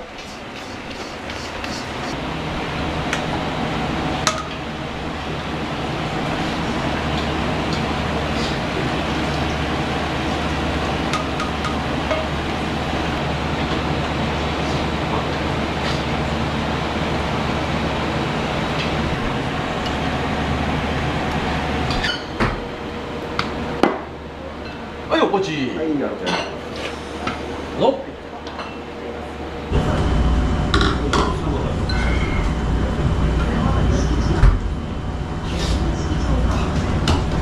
うまい。味わかる。よかった。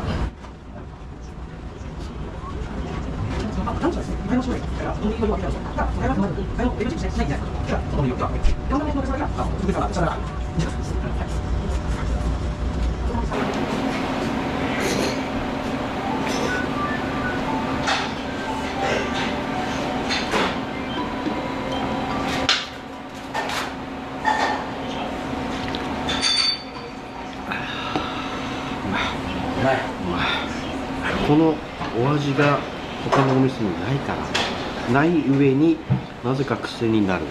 普通の豚骨ラーメンも好きなんですけど、また世界が違うんで、またこの高菜とこのスープが合うんですよ。やめられないんですよ。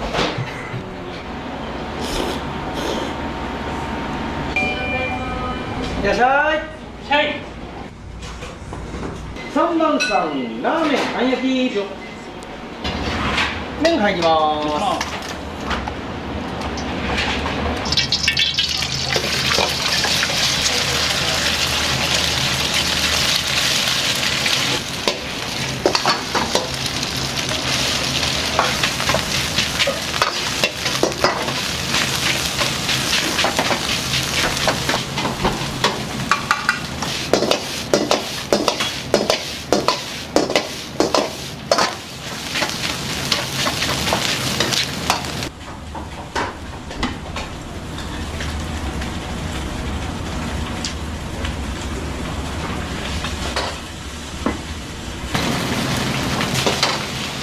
ラーメンいきますよ。は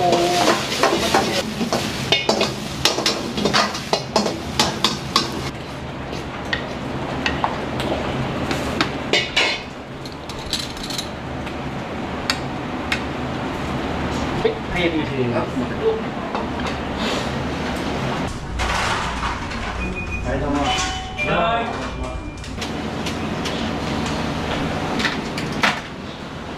いい多め。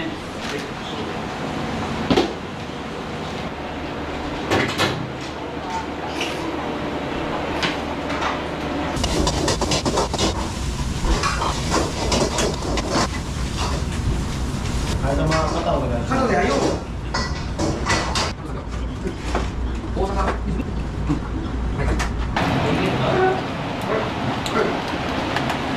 はい、で次は入れますよ。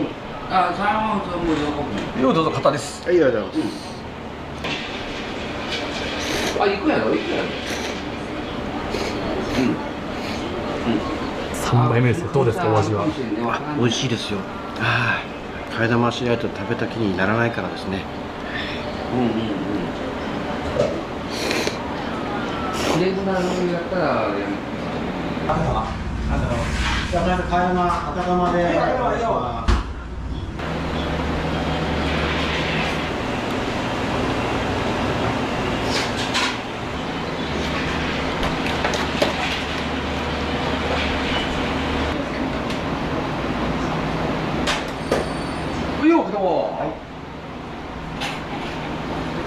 どうぞ。ありがとうございます。ピリッとした感じが爽やかな麺ですね。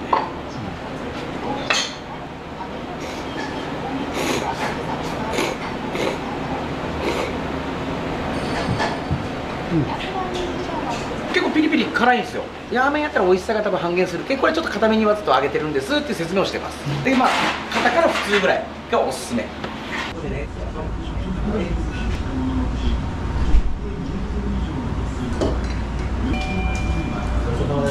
りがとうございます。ちょうどいただきます。ありがとうございます。ありがとうございます。失礼します。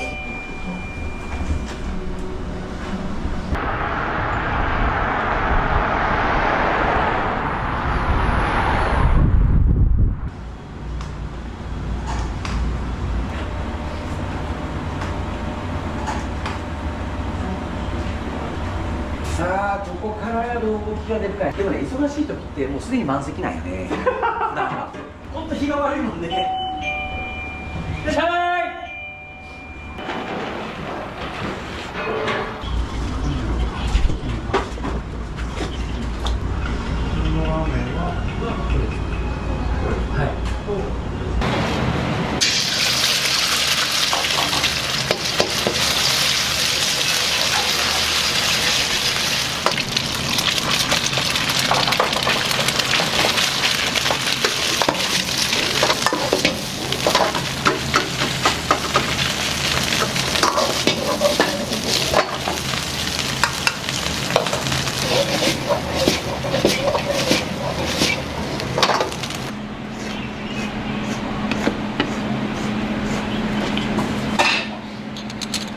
はい、どうも。お待たせいたしました。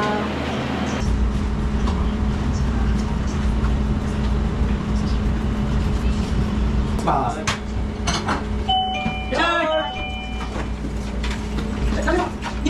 ません、カレーマン片目。はーい。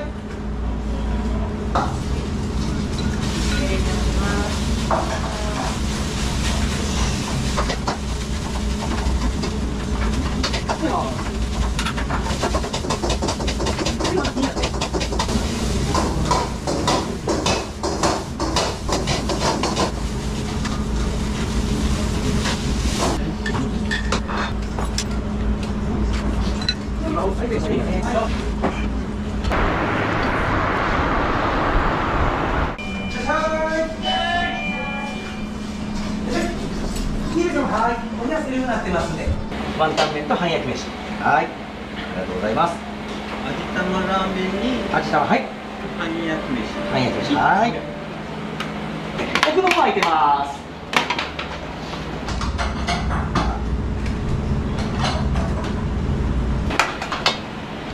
待ってください。お待たせしてね。お待たせよ。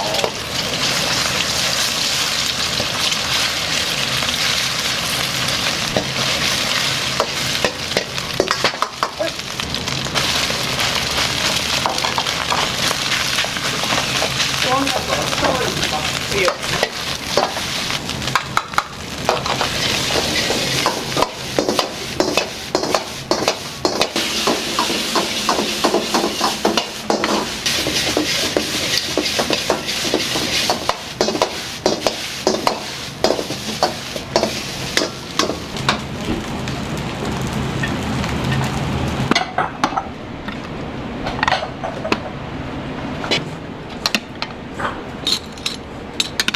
半焼き飯です。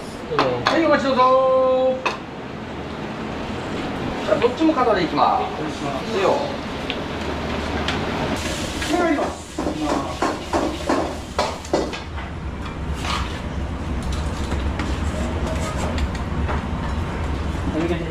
ようぞ。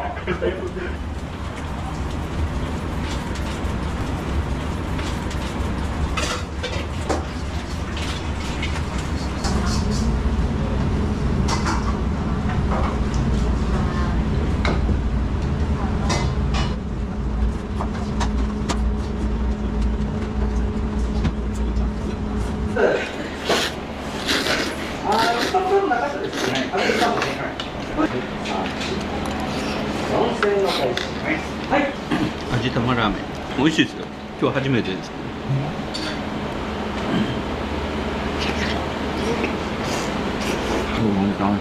ワンタンラーメン。ワンタン肉感があっていいですね。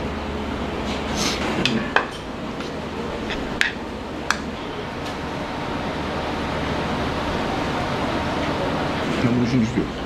ラーメンと合います。合います合います。じゃあどっちも肩でいきます。いいよ。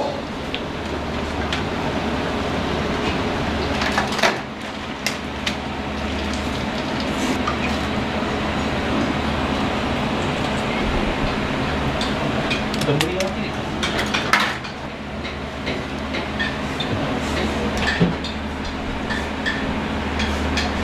よろしくお願いします。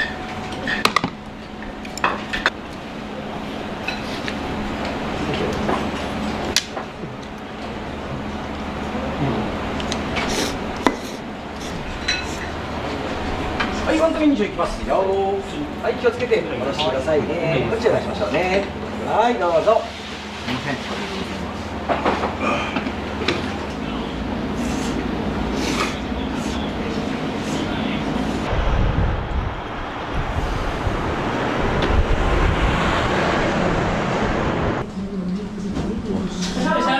水はこちらセルになってますんでお願いします。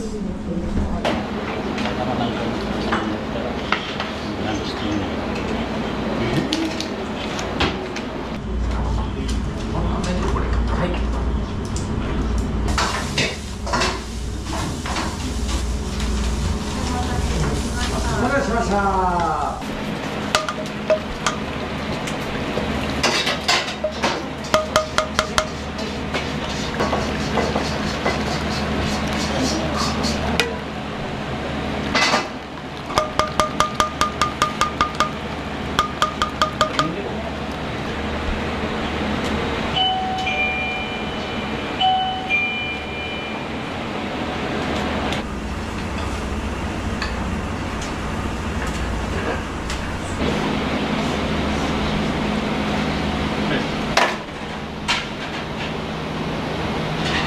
はい、お願いします。はい。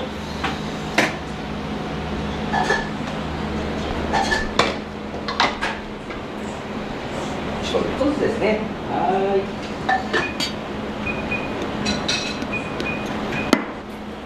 い。ワンタン麺です。ありがとうございます。はい。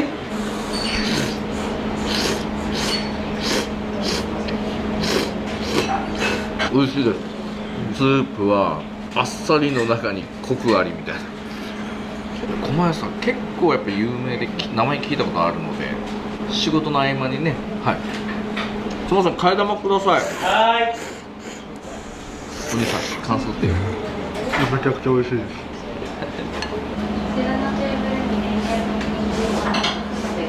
大丈夫です。ありがとうございます。替え玉バリカタ。バリカタ。はい。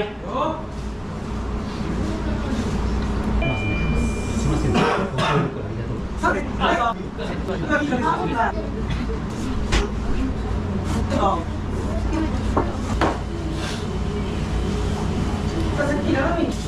はい、僕ね。バリカタです。はい、玉入れときますね。今3杯目です。結構お腹いっぱいです。飽きたりそうだなってるんですけど。全然飽きないです。美味しいです。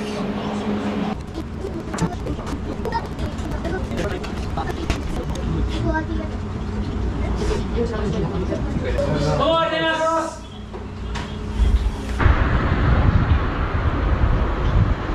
ございました。で当然麺は麺線が崩れんように一定方向に回します。ちょっと煽りながらダマにならんように。である程度グルテンが形成されるともう蓋取ってもまっすぐなる。出ます。もう叩かない。じっと置いとくだけ。叩くとよれるんで麺の面を変えてる状態。こうすると麺に変なストレスがかからんでちゃんと湯切りもできてる。叩くってことは浮いてるってことでしょ。まあ空気入っちゃうから温度が下がる。温度を下げたくないんです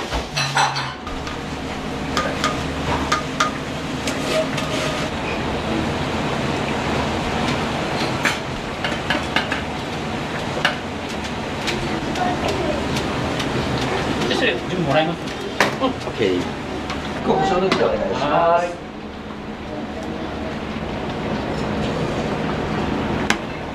麺とはい。はい、お待たせしました。緑しょう。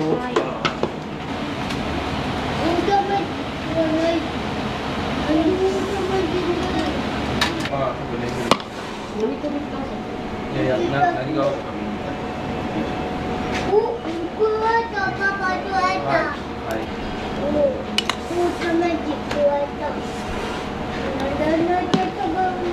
ワンタン麺はこちらに行きましょうか。一番右で。はーい。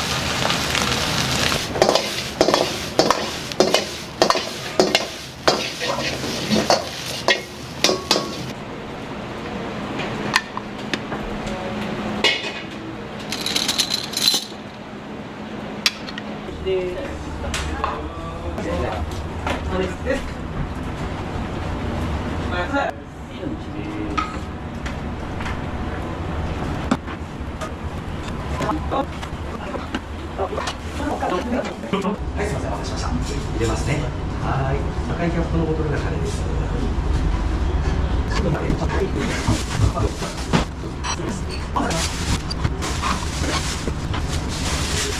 い、どうも入れますよ。いいぞ。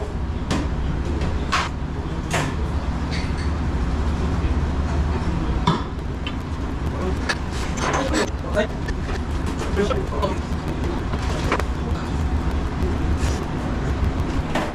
替え玉入れますね。どうぞ。どうぞ。はい、いっぱいですね。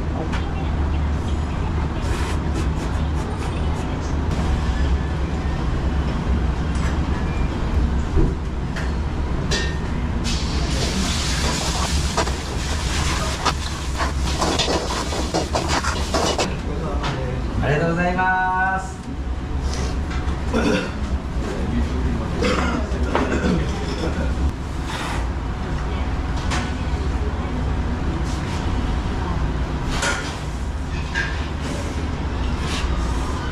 うちは発酵を使ってる。あれ剥がしちゃダメなんですよ。で、あれを別にこさいで中に入れようわけはないし、豚骨を入れてアク抜きをせんで炊けば匂いが出るとか、そんな簡単な話じゃないですよ。出ないですよ、この匂い。炊くだけじゃ。うちが木を使ってるでしょ。木にやっぱその住み着かせる。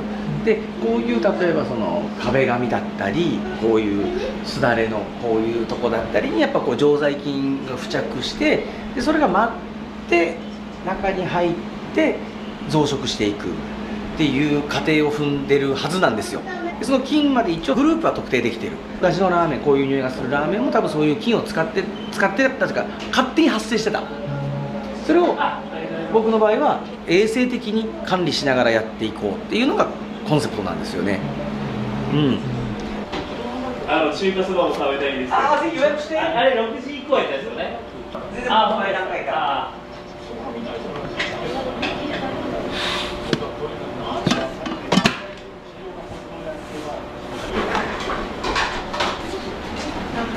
このねパリッ。新味ラーメンも食べたいんですよ。あ、ここまで入れたよ。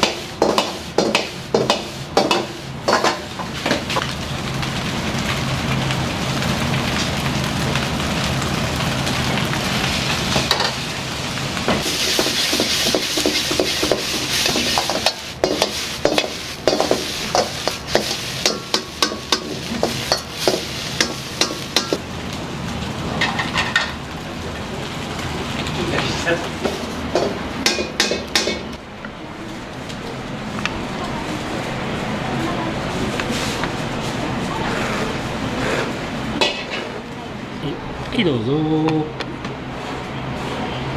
焼き飯って感じするよね。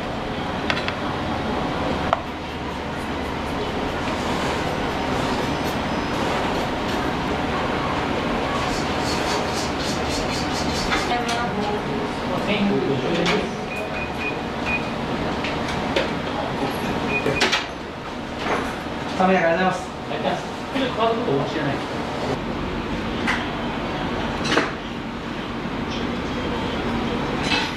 自分で情報を拾いに行った人にだけ食べてほしい。なんせ500円だから。夜泣き中華そばって言って、18時からしか出さんちゃけど、それはもう1日限定10杯を電話予約のみで受けてます。予約をしないと食べれない。じゃあお願いします。はい。材料は昆布、いりこ、スルメ、しいたけ、この4つを使ってます。でそれ以外はもう全部シークレットで、スタンダードなイメージでしょ。食べると分かる。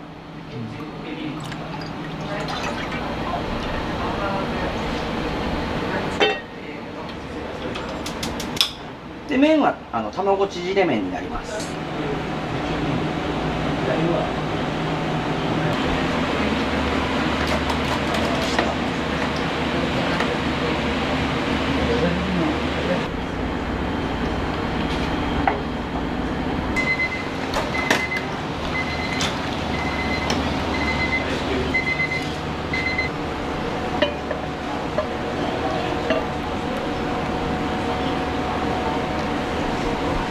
麺に傷がつくの嫌だから。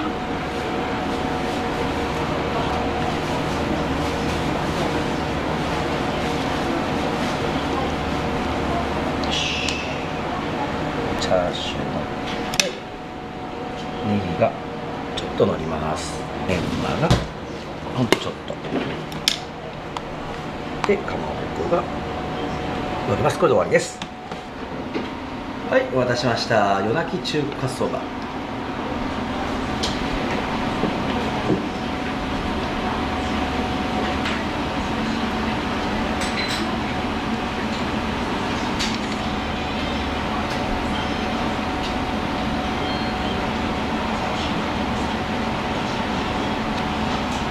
右だよね。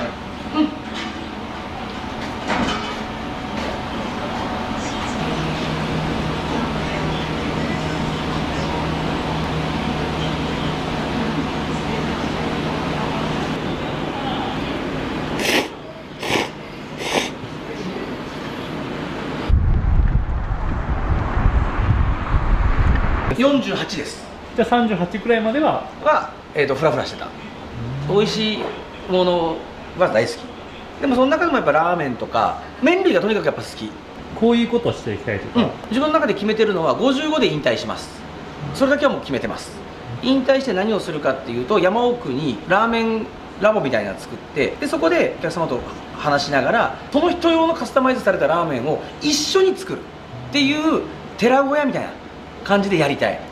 運営資金ですよね。やっぱ各店で稼いでいっとかんと僕がそういう遊びができない。だから遊びの中で生まれてくるものって僕めちゃくちゃいいものだと思ってて、そういうことをやりたいから今各店の売り上げをやっぱちゃんと作っていかないといけない。こだわりがすごいなと思って、研究のその。そうですね。まあでも寝ても覚めてもラーメンのことばっかり考えとるわけじゃないし、まあ、いろんな遊びの部分の要素はやっぱこう取り入れていったりはしてますよね。とても美味しかったです。ありがとうございます。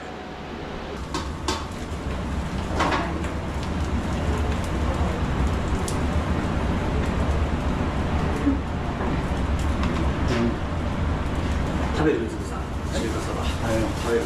ちゃう。ちゃうか。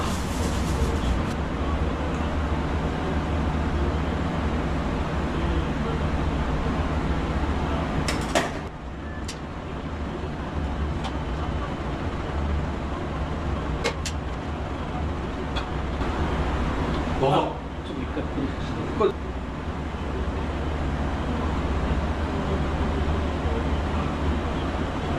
ただきます。どうぞ。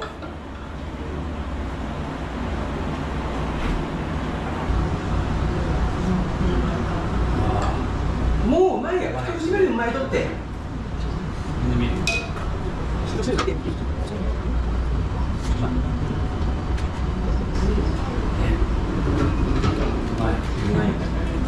麺がズバズバズバです。